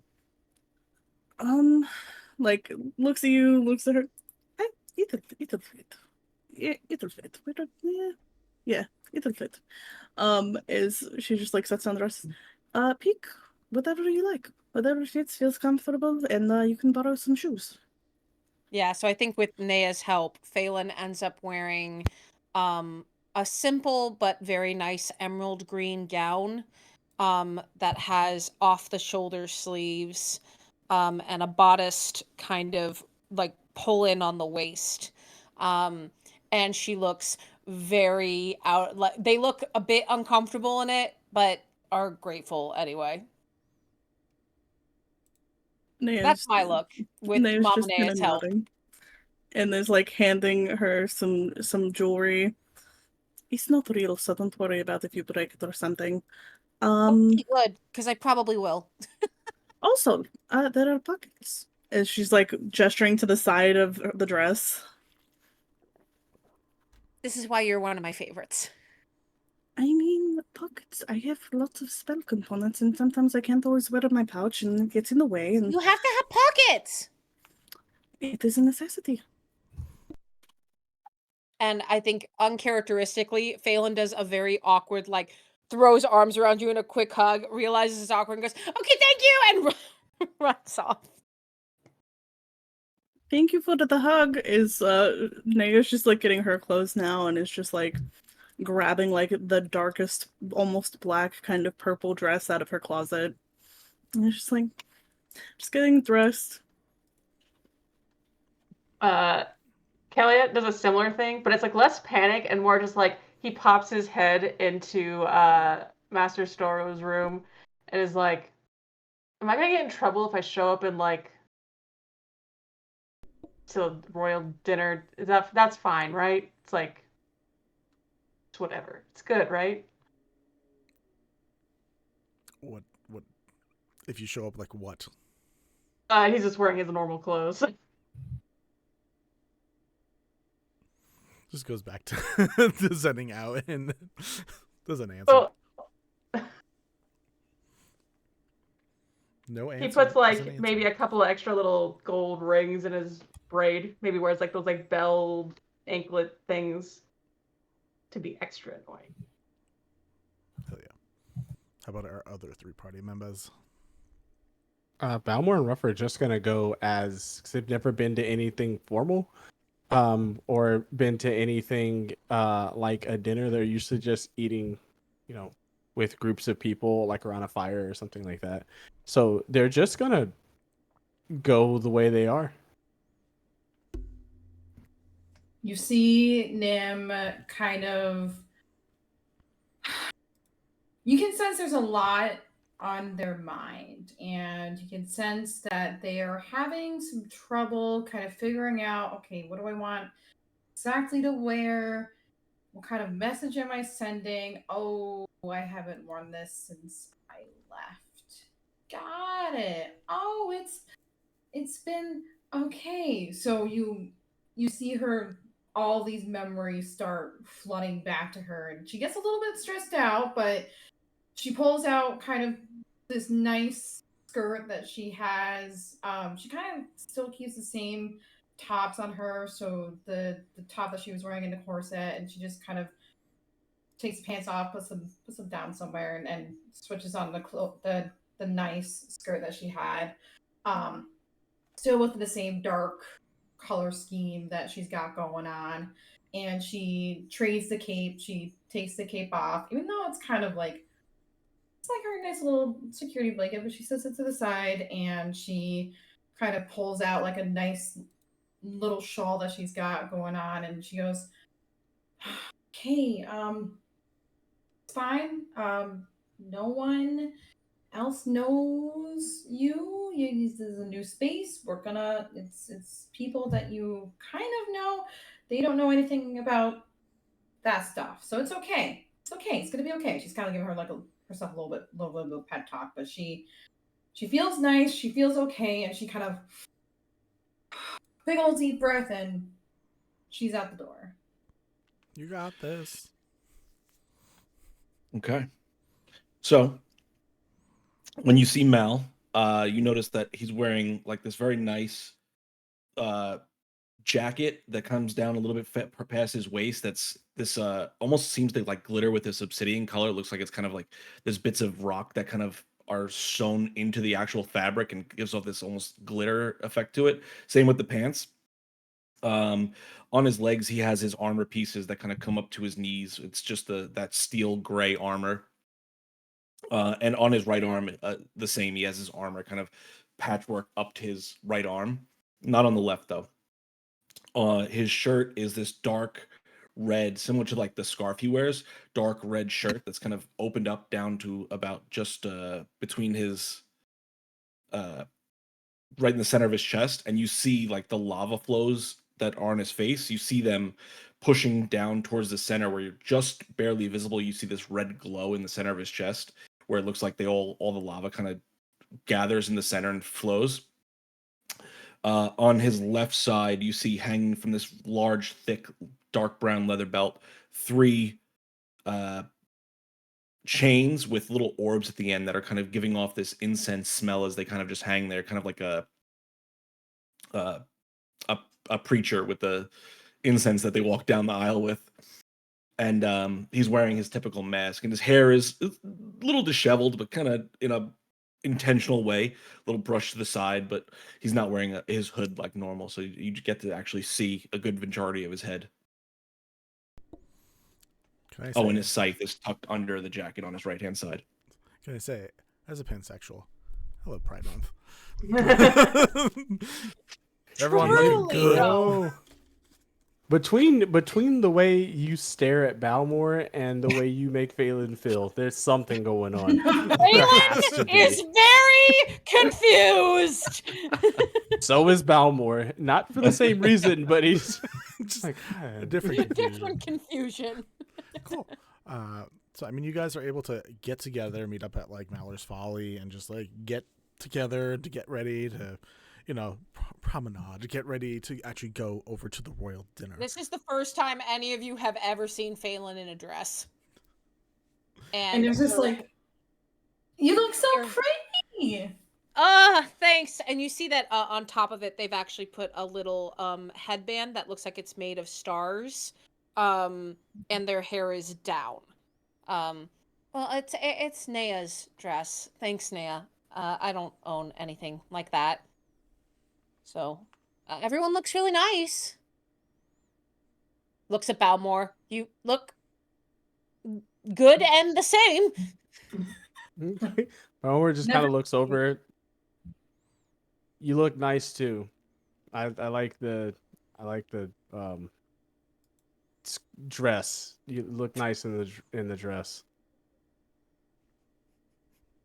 We're so awkward. Smooth operators. You with the face. You with the face. Yeah, Ruff just kind of looks over at you and just goes, "You look," and like slaps him on the shoulder. "You look great tonight." Like, "You look great tonight," and gives you like a pat on the shoulder and keeps walking. I love Ruff When- so much. When your sister mimics things, are they allowed to lie to you? I don't know how the mimicking works. Balmor looks over and goes, well, she's mimicking, so she's just gonna say back what she hears. So I don't think she's gonna lie. She's just gonna say what she's heard. So if anything, it seems like it would be more true unless she's heard a lie. Well, that's what I'm trying to determine. If her eyes don't work, or she's just unable to mimic properly. No. We lost half Hey. of that, my friend. Oh, Try that one sorry. more time. Yeah. No, man, you look great, dude. Yeah, I'm so confused. I'm like, if her eyes don't work, and I look over at Phelan and go, you know what? Wow. Okay. Kind of like claps his hands together. He's like, "All right, we got some self-confidence issues, but we're gonna work through them after this dinner." Ruff would lean down, and you can hear like loud whispering, and you're just gonna hear Balmor go, "I agree. I think that was attempting at flirting, but I don't think he's good at it." Oh no. You just see Nim kind of go, I agree. Did Mal say that Ruff was lying when she said I looked good? I think that this is gonna be a really good party, don't you, Kelliat? This is gonna be fun. Yeah. As you see, Balmor is like slowly just kind of like, well, you know, it's gonna be great out here. Like, throwing the hood Yeah. up. You know what? You're so right. We should get over there. And he's like, another Ruff. royal thing in less Ruff than 2 goes months. over. Ruff is going over to Nim and going,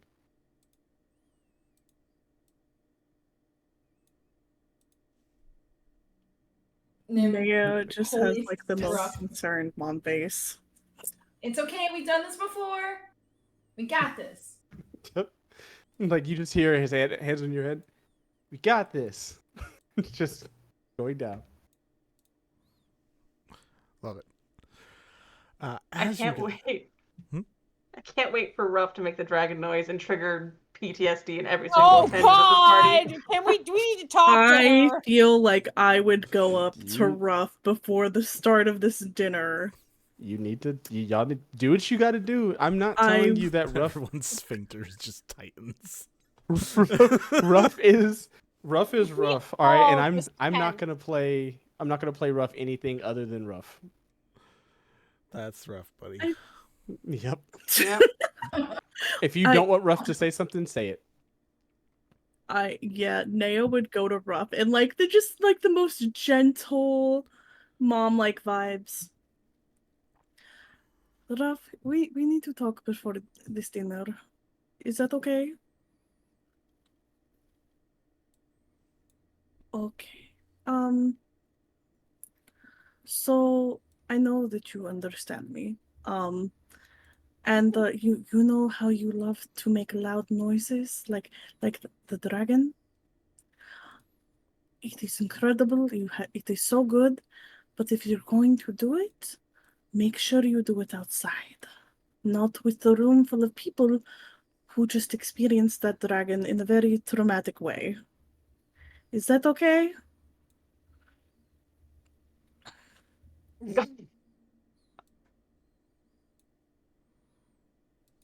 If you want, you can do all of the firework noises all night long, as much as you'd like. At this moment, you see Ruff create the bunky light in her hand, but she does it really fast, like way faster than what Balmor was doing. And then she looks at you and it looks like her eyes are glowing that amber color, just staring at you, and just goes and like crushes the light in her hand and gives you a nod, and then goes and walks past you. That was somewhat terrifying and also kind of rude. That was Bunky. I'm sorry, did you just say Bunky? I've caught up with you. Yeah. Do you remember the Kenku twins that Bunky told us about at the end of our trial? Yeah. That's actually why I sought out Balmor and Ruff when I got here, because I remembered that's what Bunky said during the weird trials. And yeah, that's why I sought them out. Is everything okay? I think perhaps they're okay. They just, I guess they recently came into magical powers, and they're still kind of learning them. Apparently, Ruff is much faster on the draw than her brother, it seems, with the magic. That doesn't really surprise me. Balmor, standing directly next to you, goes, doesn't surprise you that I'm not good at magic, or doesn't surprise you that my sister picked up on it really fast? Neo, without skipping a beat. Both. One of you practices more. I'm sorry, I don't whip children in the streets. I just try to save people. I don't know what you all have been doing. It just made sense that Ruff would pick it up quickly, knowing Ruff. I'm not angry at you for saying it. Was just more trying to clarify. I like to take things apart and put them back together.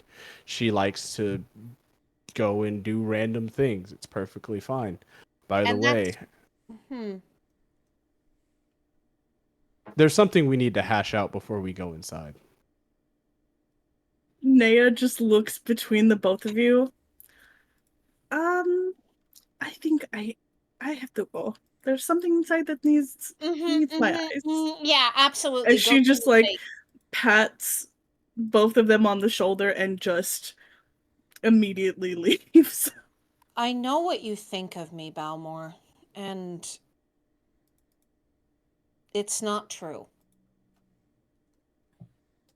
Oh, you don't know about the birds and the beads either? Yeah, it didn't make any sense as to what she was talking about the last time we had a conversation. Something about birds. And the beads? Yeah, birds and beads, and then birds and birds, beers you and mean birds. She was talking about the sex talk, the birds and the bees? Why would birds have sex with bees? Now this makes less sense. Right, no, the saying doesn't make sense. This is not what I'm talking about.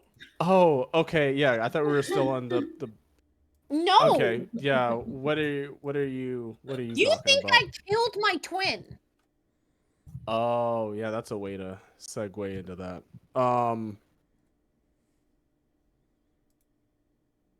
Rumors are rumors, and maybe. And clearly you believed it very strongly. And you see, Phelan straightens up like what she does when she shoots an arrow. Like as I know you a lot said. Of things. Go ahead.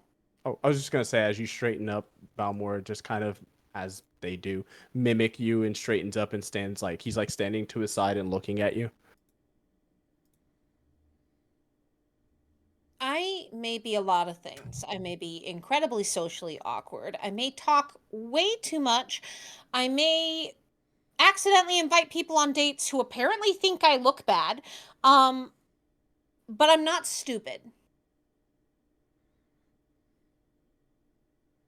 I can agree with that. I don't think you're dumb.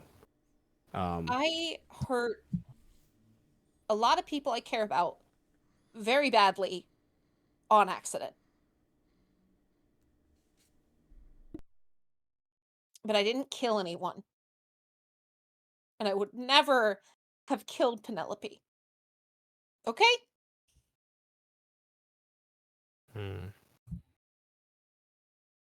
You see Balmor just kind of rubbing his beak.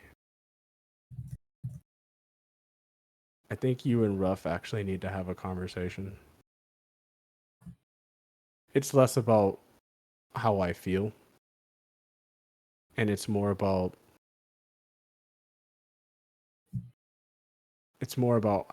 why we're alone. I don't hate you for what I know or what I've been told, and I'm not mad at you for what I've been told. I was disappointed just in case it did happen or it was true. I care for all of you already. You seem like good people, and the last thing I want to do is upset one of you based on rumors. I see my sister as a great person also, but I know that great people can make mistakes, even if they don't mean to. And the more that I've gotten to know you, I've realized that there's no way you could have done what the rumors have said. So I would like to apologize for the way I made you feel, and you did not deserve that. I know what it's like to want to protect someone that deeply. And it's okay.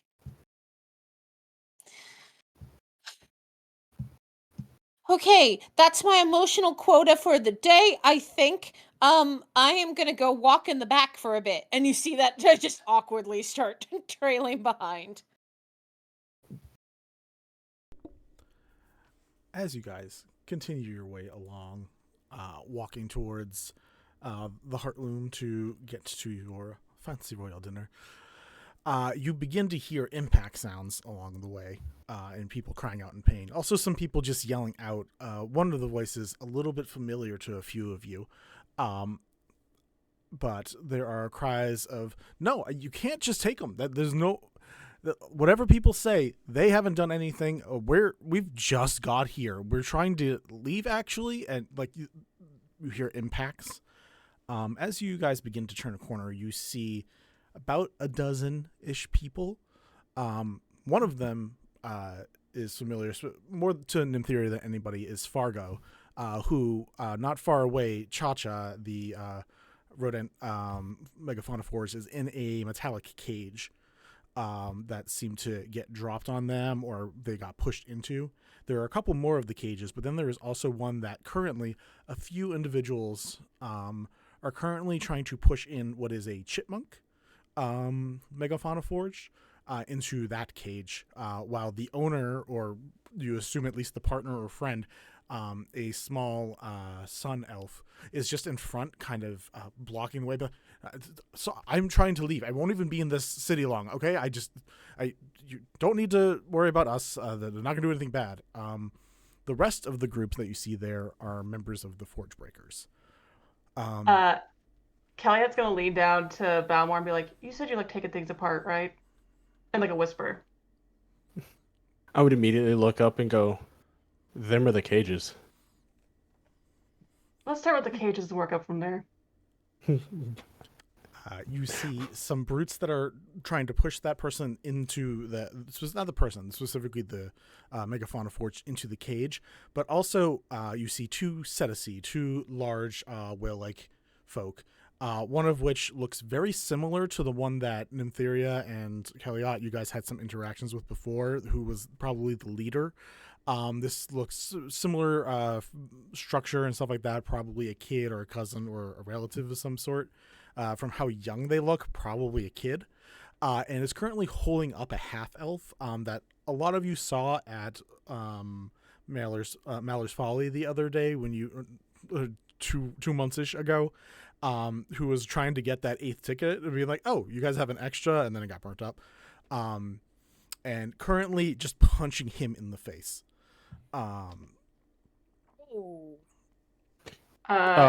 Balmor's dad, like, sprinting in. Yeah, Kelliat's going in. He's like gonna try to put himself in between the guy getting punched and The half elf is being lifted up by a Cetici, because Cetici can be large creatures. This person is one-handing lifting this individual and just punching them in the face. Oh, Cool, then I kick him in the head. I'm tackling him. Cool. I'm gonna straight up duck behind something and get ready to shoot. As you guys all begin to start doing things, there's another Cetici, a much older looking one, not the same one that you guys met before. This one looks still orca-ish, but is just leaning up against the building that you can see is like compressing just a little bit from his weight, and he just says, "You kids shouldn't get involved. This is a matter for the Force Breakers. I'm not gonna stop you, but Zolp, you've got bigger concerns behind you." And the younger guy begins to look at you guys as you all, at least a few of you guys, start rushing in. I'm going to bring up the battle map, have you guys roll initiative, and then y'all can decide where you're going from there. Because if we are skipping talking, which is totally fine, by the way, they're not going to stop and talk back. Yeah, right. that is absolutely not. F that.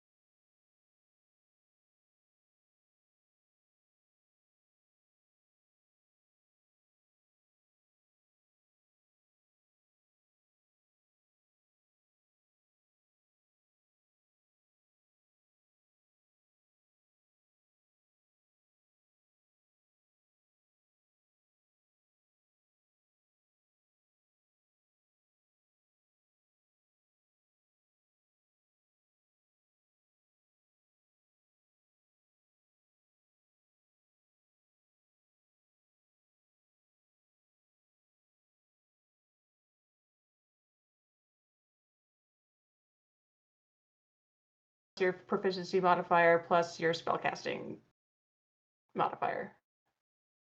So 8 plus 2 plus whatever your spellcasting ability is. 8 plus 2, so 10 plus spellcasting. That would be Arcana, which is intelligence. Which So that would be would like it'd be like your int or your Yeah. So that would 12 plus 3. That would still be 15. Ah, damn. So I think just beat it by 1. All right. Is there any secondary effect for like saving, or is it just a pure save or suck? Yeah, it's just a pure saving throw. All right. So you try to. Oh wait, that was the wrong. Nope, that was the right one. I did roll with the right one. So many character sheets. You do watch as even hurt just doesn't look that scared. Still feels probably overly confident in the moment. As you attempt that is your action. You still have a bonus action. You already used your movement, so you still have your bonus action. Yeah, movement. I'm going to let's see. I still have some movement. I don't. I think I'm going to just stay here for now. I think I'm okay where I am. Ooh.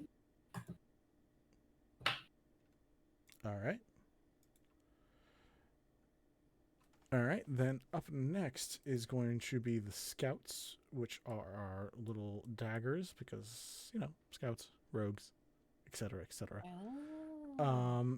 And they are going to, they're going to join in. They were told to help take out the people at the center. So one of them is going to fire 2 shots off at Ruff.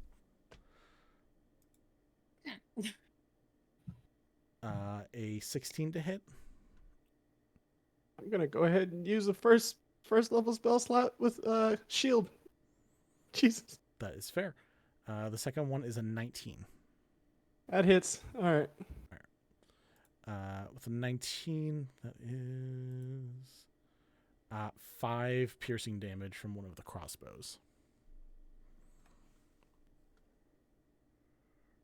Still up. Not by much.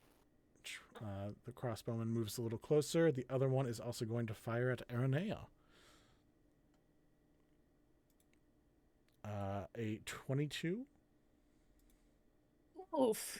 And Of course it's 22. And a 6. So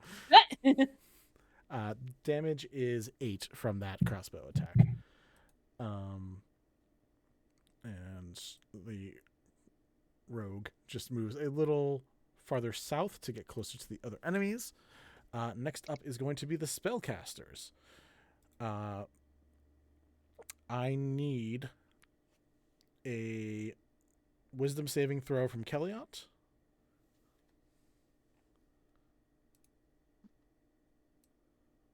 $16. 16. I'm pretty sure that beats it. Yeah, DC was 12. Yeah, no.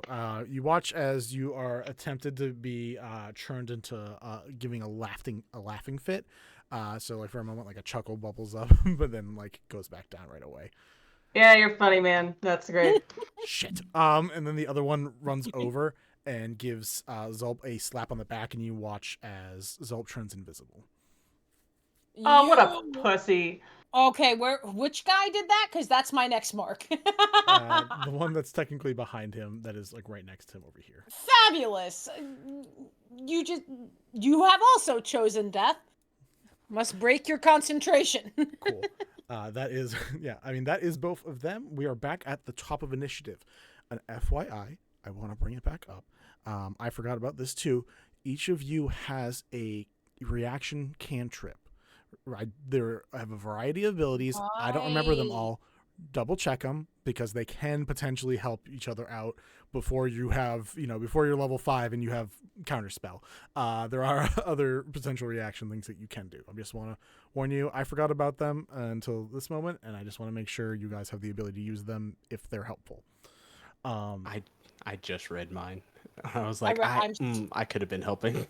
I'm so excited. I will be helpful. Yeah. Yeah, y'all are gonna do great. I believe in you. I just wanted to make sure y'all knew. So back up at the top, we are back at Balmor Ruff. Balmor's gonna take two. Balmor, are you listening? Okay, thank you. Balmor's gonna take 10 feet there, and he's going to look back at Aranea and just be like, "I've been practicing," and put his hand on the ground and cast Earth Tremor. And it's gonna be like right. I can't. Can I ping? Am I allowed to? Is pinging a thing here? Above the T and below the measure tool, there is a pointer which will let you like show. Bada right here.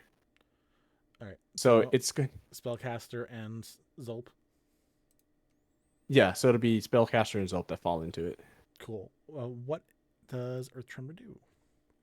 You cause a tremor on the ground within range. Each and the range would be 10 feet from me. So with that center is 10 feet, perfect. Each creature other than you in that area must make a dexterity saving throw, which it would be dex 14. On a failed save, a creature takes 1d6 bludgeoning damage and is knocked prone. Hell yeah. You are not the right one. You are a 6 for the spellcaster, a 19 for Zulp. So I believe Zulp is saving on that. Yes. All right. But spellcaster's not, so just tell me what the damage is. Right. That damage be 5. 5. Well, the nice thing about that when it comes to spellcasters, that means the spellcaster has to do a concentration check. So this could still fuck things up. With a 5, it does roll a 14, so it does save from that. But you're hurt, and surprisingly, spellcasters, not a lot of health. So that actually hurt quite a bit. And you also hear a grunt from Zulp, who's just like, didn't do shit. Is the area difficult terrain now? Say again? Is the area difficult terrain? That would depend on if it was... oh, that's made of stone. Yes, it is difficult terrain now.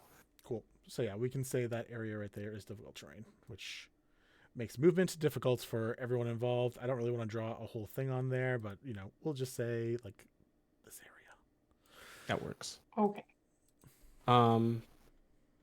From there, I know what I need to do. I'm going to have to use a bonus action to get Ruff out of there. That's going to have to be... Make sure I have this right. Is it cunning action? Mm-hmm. But yeah, the bonus action to use for disengage. I'm going to go ahead and get her out of there. Now, does that the disengage, how that works, it's everybody, correct? I can move... It's just like, is it one specific person that can't get an opportunity? Attacks, correct. Word. Whoo! So that's what? 5, 10, 15, 20, 25. Oh, no, I can only move. So, oh my god. Well, it looks like I'm coming back towards you. You can move through your friend's space, so you can move through Aranea's. Oh, yeah, but I moved 10 feet with Balmor, so the time it would take, or the space it would take to move through Aranea, I wouldn't be able to move out. Yeah. And that's as far as I can go. So that's my and that's my movement into my turn. Hell yeah! All right, we have friends moving up north a bit. We have everyone spread out quite a bit, but it's also starting to become a little clusterfuck in the middle. All right, next up is Kelliat. Cool. I am going to move. I feel like I can just move wherever the fuck I want. That's how this game works, it's like right? you got a bunch of movement. It's like you're a monk. So yeah, I will move up to this guy and kill him. Cool. Take. Well, 4 plus 4 is 8 plus 2 is 12. But I have... What is it? Was it D8 Bardic Inspiration? Is this damage or... Oh, yeah. Or it was 12 to hit, but I want to be more. Yeah, that's probably a good idea. 15. 15 hits. Cool. Parrot. That's an 8. And then, yeah, I got points to spare. I'll do another one. Flurry of blows. Cool, because this little scout is still up. So you hit. And he's like, Ooh, that's all you got. That's way better. He's like, no. Fuck. I thought that was all you got. 1,025,000. That hits. Yep. A million. This is AC a million? 1,000,001 actually. So it's 8 plus 6 is 14 damage. So that's the first 2 attacks, and then I have the last one. 14 plus 4 plus 2 is 20, not nat.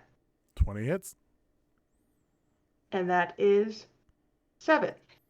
All right. So this person falls unconscious from the triple strike. Nice. That's what I got. Fuck. And then I am going to. I shrink them so that way you remember there are corpses there. Later on. Thank you. Then I will stay. It's actually very Dragon Age. It's like that little glowing speck that's left after the bodies disappeared. I will stand right there, and that's where I'll end my turn. Heck yeah! I want them to see me. You're going to see me today. You gonna see me, motherfucker? Bye. Sure are. Oh no. Invisible.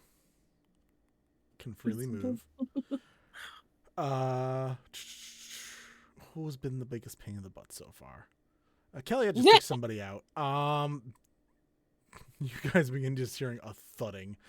And a giant invisible orca person begins encircling around towards. Come to me. Come to me.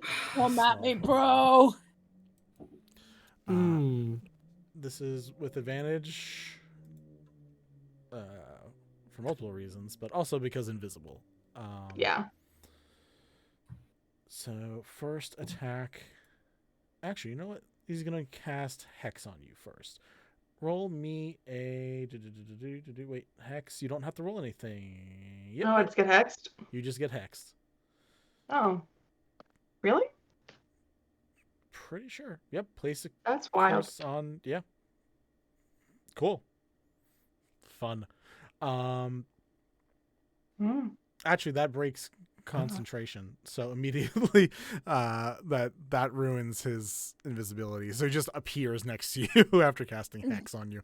An FYI that you will have disadvantage on strength ability checks as long as you are hexed.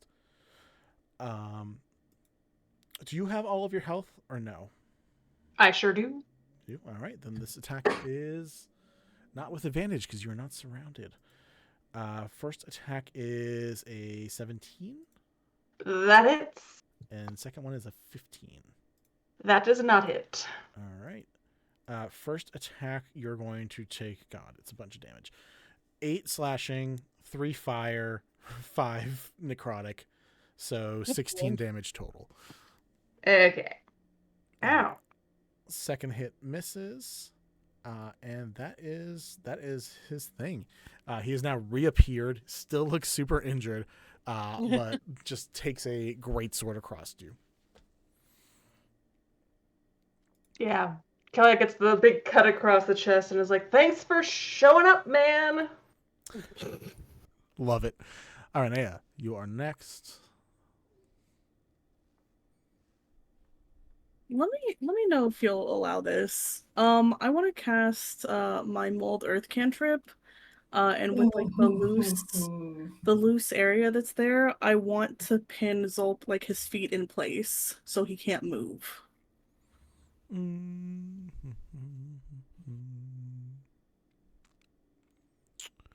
I will hold him down. I will allow this to work. So for it to work now, if he fails the check, I'm going to make him have to do a strength saving throw, and then I'm going to let him do it again at the beginning of his turn because you're using a cantrip to mimic what is probably like a second level spell. But I'm fine with that. It just means he's going to have 2 chances to save from it. Okay. All right.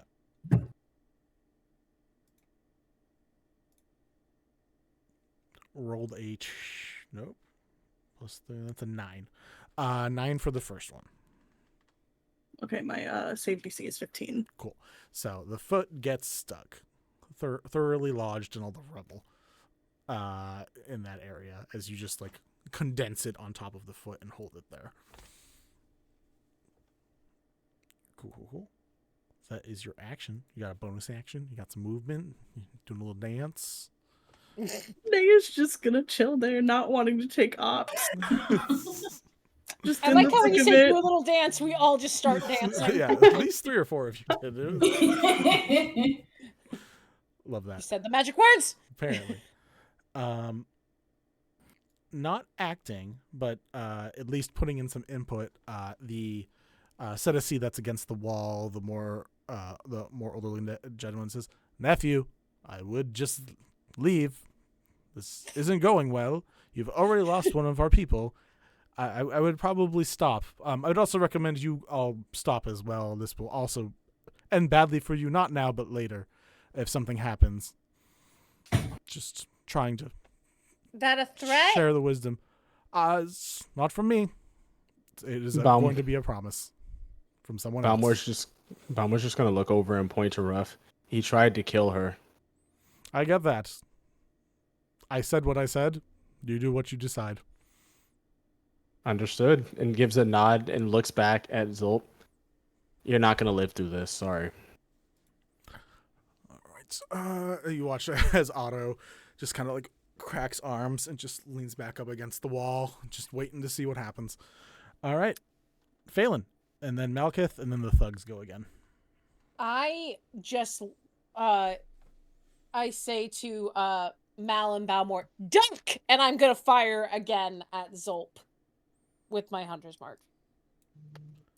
As you fire, I want to go ahead and cast. It's called Glooming Vision. Yes, I have the same one. I don't remember what that does, and I made it. What does it do? A creature you can see makes an attack. That makes an attack roll. You wield darkness benefit. Target a creature within range. To make a Wisdom saving throw. A creature with dark vision. Does he have dark vision, blind vision, tremor vision, or true sight? He has dark vision. Oh, never mind. All right. Well, I'm back to. Yep, he automatically succeeded. Never mind. Sorry. Again, that's the one that gets better. I mean, if it makes you feel any better, I rolled a 24 to hit. That's good. Yeah, as long as he gets hit. Yeah, and I'm pretty sure this is the first attack he's gotten. So the vulnerability happens where damage gets doubled at the end. So yeah, 24 hits. Yeah. So go ahead, roll your damage, and then we can double it after it's all right. I am going to use my piercer ability to re-roll that one. Do it up. Make it an 8. Thank you very much. So that is 14 damage on the hit plus 2 on the hunter's mark. So that's 16 doubled to 32. Kill that motherfucker. Yeah, you see the hunter's mark turns like hot red, like hot white. Phelan, describe your kill. I look at Balmor and I say, yeah. Remember when we found out that I didn't do a certain thing? Consider this my proof. Bam! Balmor's just gonna like as you say this, you're just gonna see kind of like a smile to the side of his face and just be like, "I knew you didn't." Like right as it connects. Mal. Can I just add in a little bit more? Yeah.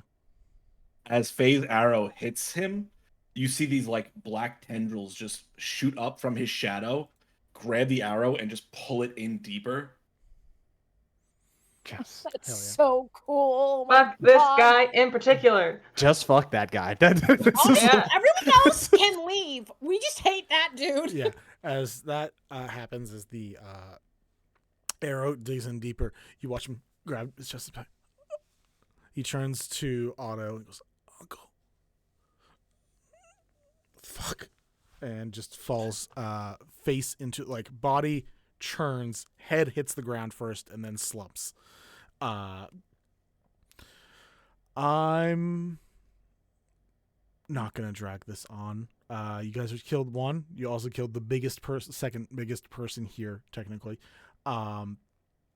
Immediately after that happens, everyone else doesn't throw down their weapons, but like just like hooks their maces to the side of their belt. And one just like puts like the arrow they're about to knock back and just says, and they look over at Otto. He's like, are we good? We're gonna get in trouble with the boss? And Otto says, nope, and looks towards you guys. You guys aren't gonna be the ones getting in trouble.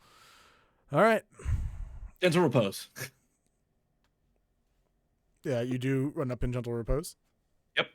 All right. As you do to, I'm gonna double check to Zulp, I assume. Yeah. Cool.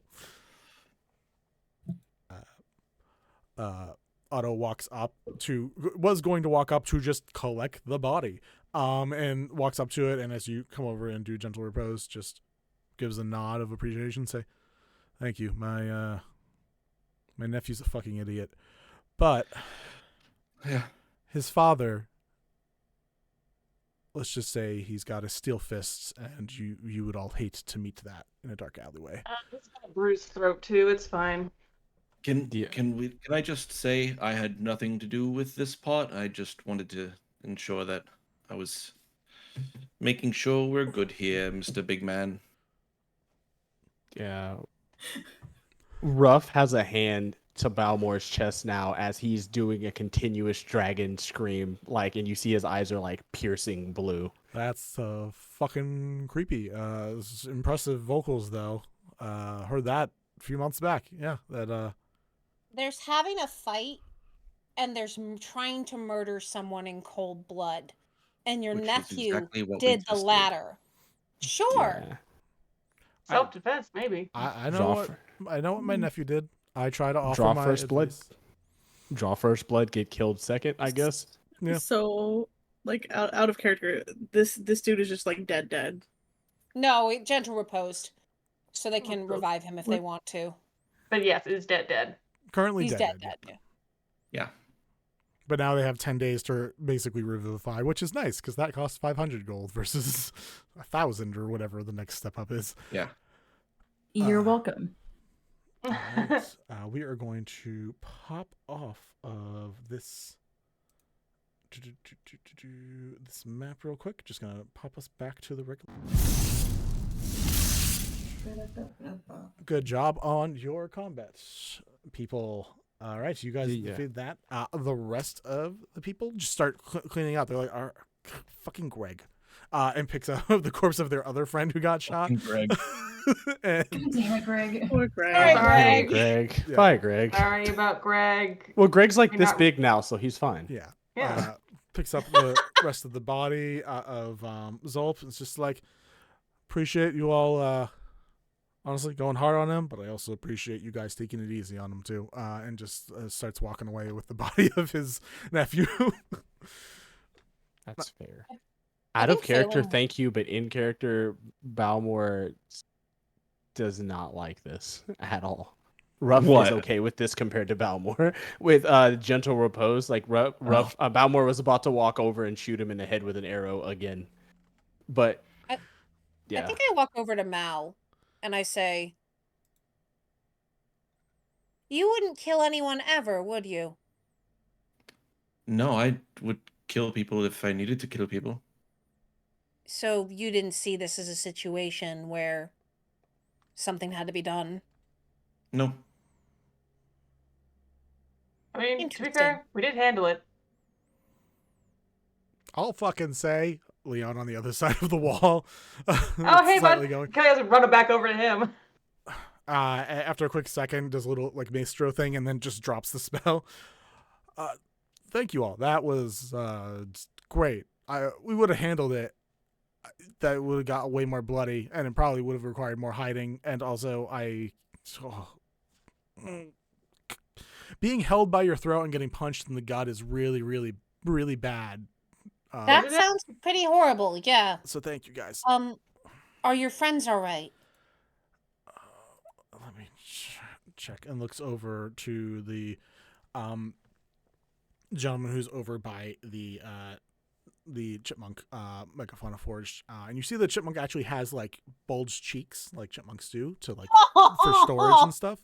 And you watch the gentleman go, "That's okay, it's okay. Just go ahead, open." And you watch as the chipmunk opens its mouth. Inside, you see a small boy hiding. Oh, good. I'm glad you're all right. And then Leon looks back at you guys and says, "Yeah, I think they're good. Thank you." Kelliat hands him his little gourd of his homemade liquor. Oh God. I'd go easy on that if I were you. It's pretty strong. Yeah, I don't know if drinking is the best choice right now. Look, I didn't want to get lethal, but once they proved they were going to be lethal. I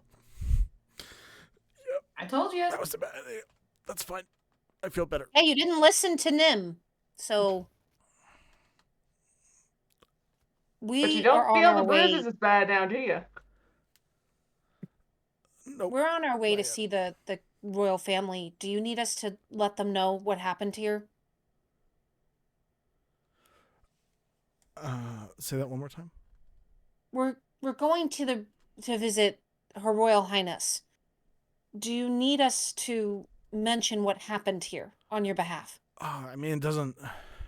As long as I can get them out of here, it doesn't bother me.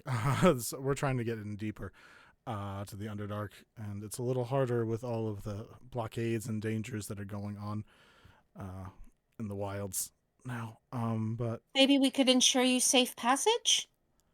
What do you mean blockades in the wild?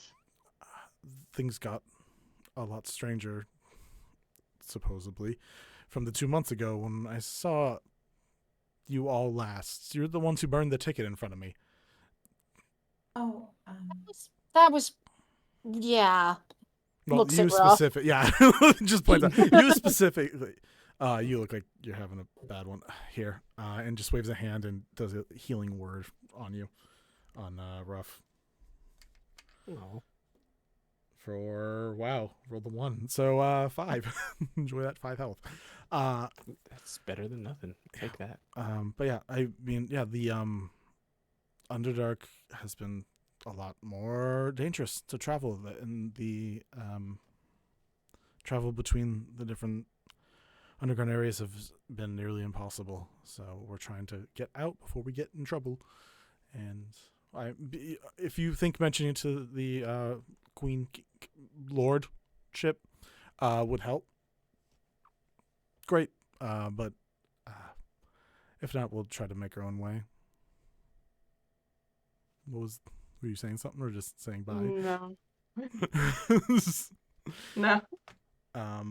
Fargo, who is currently trying to open the cage that Cha-Cha is in, is slowly like scraping this big metal cage against the wall, and you can see that there's almost like a kind of when you watch heat coming off of metal in the summer, you can almost see heat coming from the metal that is pushing in towards the megafauna forged.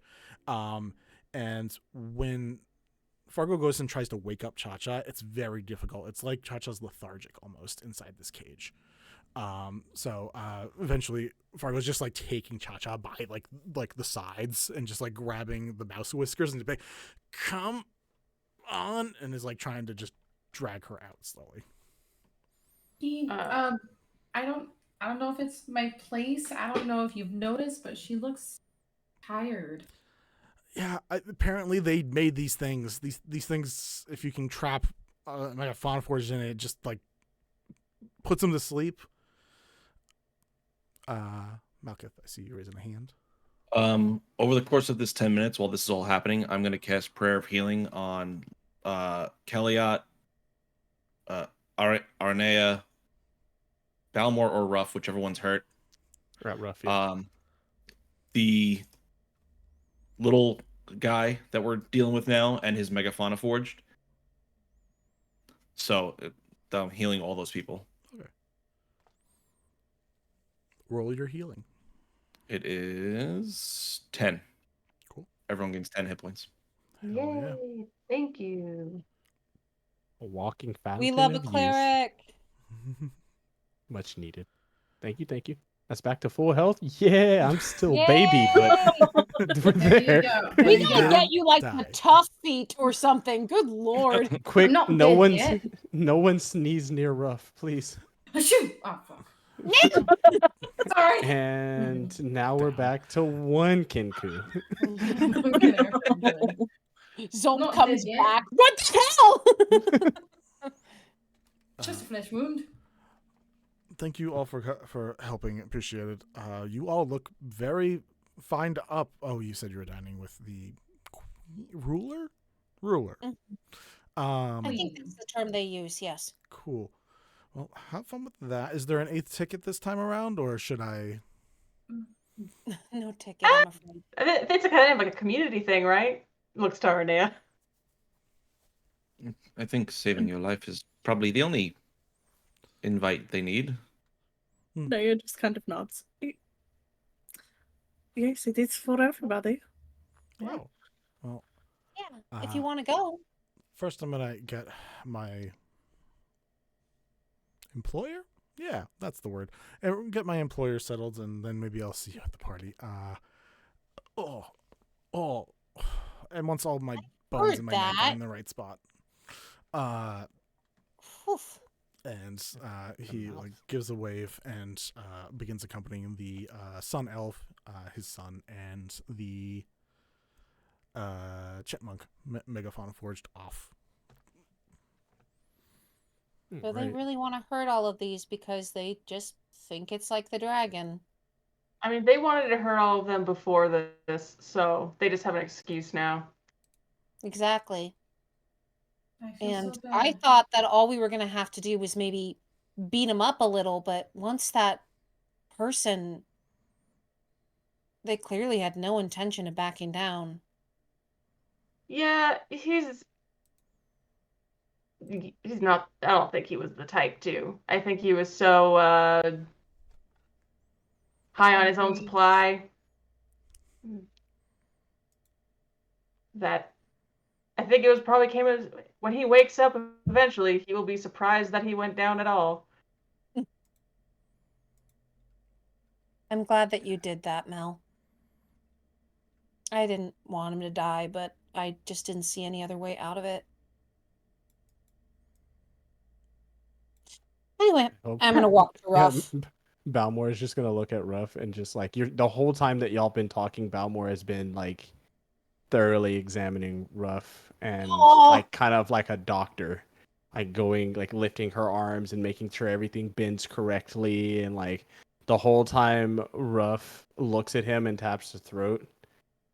Says, okay, no, we can't go find and kill him. That's not a thing we're allowed to do.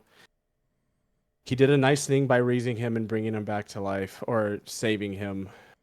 We don't want any further issues with this group. I fully understand that. I got it. You are not allowed to go kill this man when you're alone with him. Do we all hear this? Like, yeah, I'm saying this out loud to where everyone can hear it. You're but I'm basically looking, telling Ruff I'm- she can't go after Zolp. Yeah, like Yeah. yeah, I can't be like, you don't go kill him when you're away from everyone else. Also, you just lost to him in one hit. The last thing we want you to do is not come back. The last thing I want you to do is not come back. Does Yeah, the we pair want you of to you stick around. The pair of you think you've probably killed enough in your lifetime, right? We don't need to track down one more person. As you say that, you hear, like, you see, and this is like everyone can see this, that Ruff immediately has tears in her eyes and is like vibrating with a mixture of anger and sadness. And Balmor looks over at Malekith, and kind of for the first time you've ever really seen him get aggressive with anyone in the group. What do you think? Do you think we've killed people? I think that's probably fair. It's safe to say. Great eyes of the grave. Roll me d20. Am I rolling at all of this again too, or is this just him? Dancing is nervous now. Nim is already over by Ruff doing whatever Nim can do to comfort Ruff. 7. Yes, leave me alone. You don't know if high or low is bad, my guy. I know. I have no idea. I would just kind of look at you and just go, what are you getting at? You've already made this pass once, and then you stared at me while we slept. So Oh, that wasn't like a secret romance thing that was happening between you two? only Ruff likes men. Really? And then looks at Ruff, and I'm like, okay, Ruff. Yes, Ruff likes anything that's cute, but still. Fair enough. Hold on, where's my fan? Happy Pride!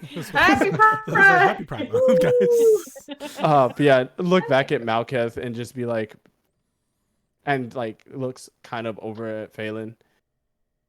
I would think it's fair to say at this point you could just be forward and just say what you think.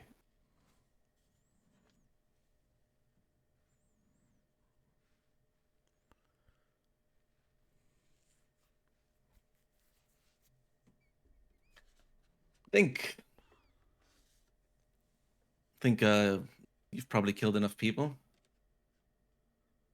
You can hold off on a little bit.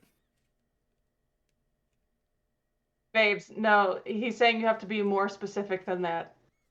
Yeah, I'm not sure what you're getting at, but I don't think we've killed anyone that you know of. And you see his every time he does Eyes of the Grave, his eyes just completely turn into black voids, and you see that happen one more time as I do it again. I don't expect it to work. That's but... like Romeo 20. 15. Nothing. You're gonna need a nap, baby. Stay away. The spirits, they surround you, and I've seen them. Yeah. I've heard things. We've been over what it's like when people hear things. Yeah, but when you see them, it's a little bit different. I mean, I heard that Kelliat has a tattoo of a flump on his ass. Oh, that was true! Amazing. Okay. It says let the good times roll. Naya just looks over at Kelliat. I love flumps. I was like, oh, do you want to see it? Okay, Naya just like that's walks not over okay. to go. No one wants to see that. Naya goes, Yeah, she'll like put it down just enough that she can see it. What'd you say, Nymtheria? No, I was just laughing hysterically. Mal, you see Phelan make eye contact with you as if they deliberately just did it to move the conversation. I would immediately look over at Mal and just go, or Balmor would immediately look over at I Malketh. do that. I speak in the first person. I can't, because if I say I could be two different people. That is true. That is true. But yeah, Ruff has kind of walked off, and now that Ruff has got a good distance away, I'm just gonna walk closer, and we're kind of at this point we're chest to chest, and I'm just gonna... As you get closer, you see the smoke push from the arm, and you see the flames slowly start to build on his hand. Yeah, that is, and I'm glad you said that, because as soon as you see me getting closer, you just kind of see that same lightning whip that Ruff was using up here wrapped into my fist. And we just kind of, as we're looking at each other, you just, okay, look at me now. How many of these souls do you see? Well, one likes to stick around, it seems. What do they look like? I don't think I ever got a clear description on that. We will say it is an elvish child, like a 5-year-old, 10-year-old, something like that. It looks like they're falling. Repeat that back. You say that, and the spell drops. Puff chest is gone. Face kind of like mouth wide open, face just kind of flushed.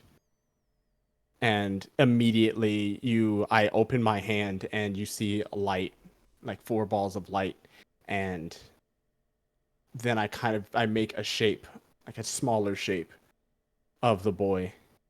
Is this what you saw? Yeah. Please. And I don't ask for anybody. I don't ask for promises from anybody. I owe you everything. I won't bother you anymore. I'll leave the group. I'll never talk to anybody here ever again. Whatever it takes. Do not mention this in front of Ruff.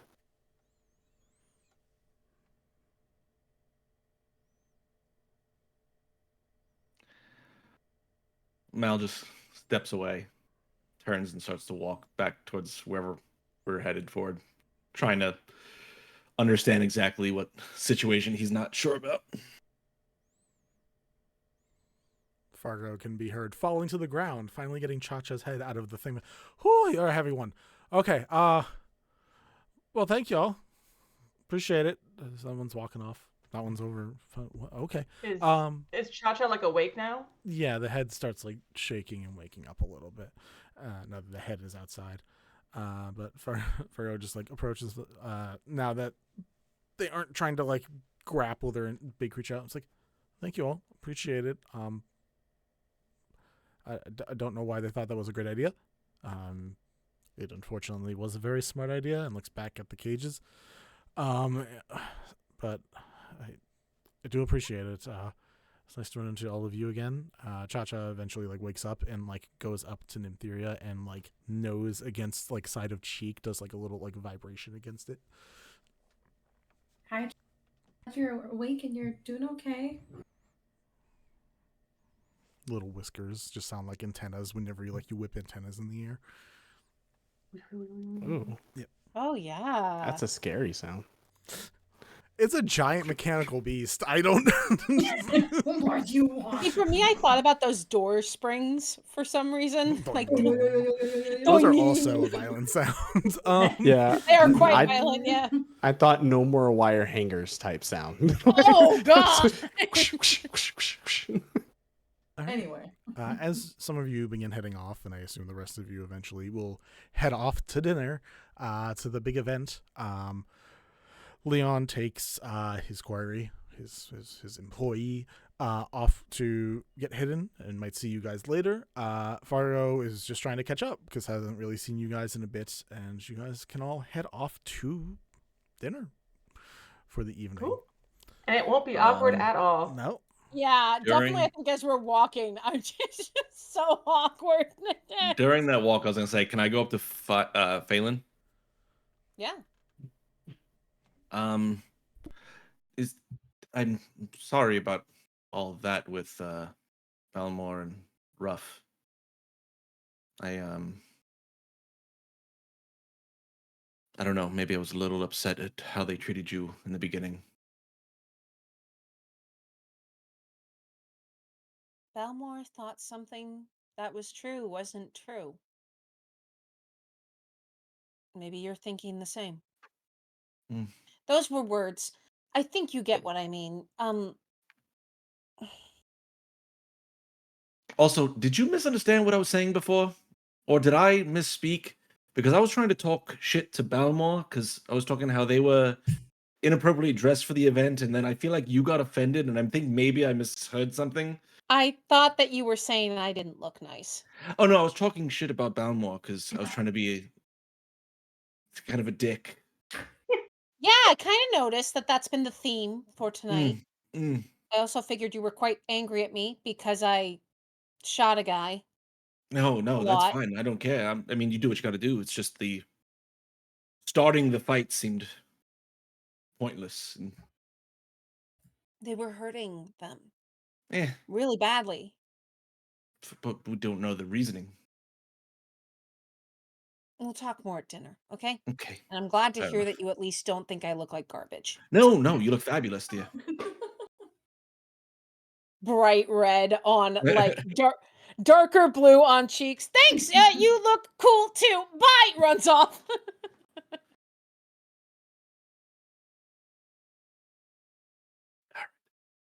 All right. At an awkward note that's less awkward than the other awkward note that we had, I think we will wrap up this session with you guys heading off to dinner. Thank you everyone for showing up. You guys are awesome. Also, my cast, you guys are fantastic. An FYI, even though we're gonna have a bunch of stuff next week, we are taking off the next 2 Sundays because people got things that they got to people.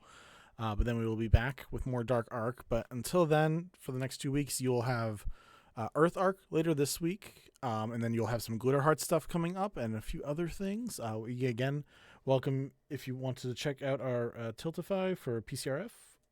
We super appreciate it if... Whoop, my computer didn't do a terrible thing to me. Trying to share a link. Just let me share a link. There we go. Does anyone have anything that they want to plug real quick while I'm trying to get these last couple of things set up? I'll plug something. So was it on the 2 weeks ago, right?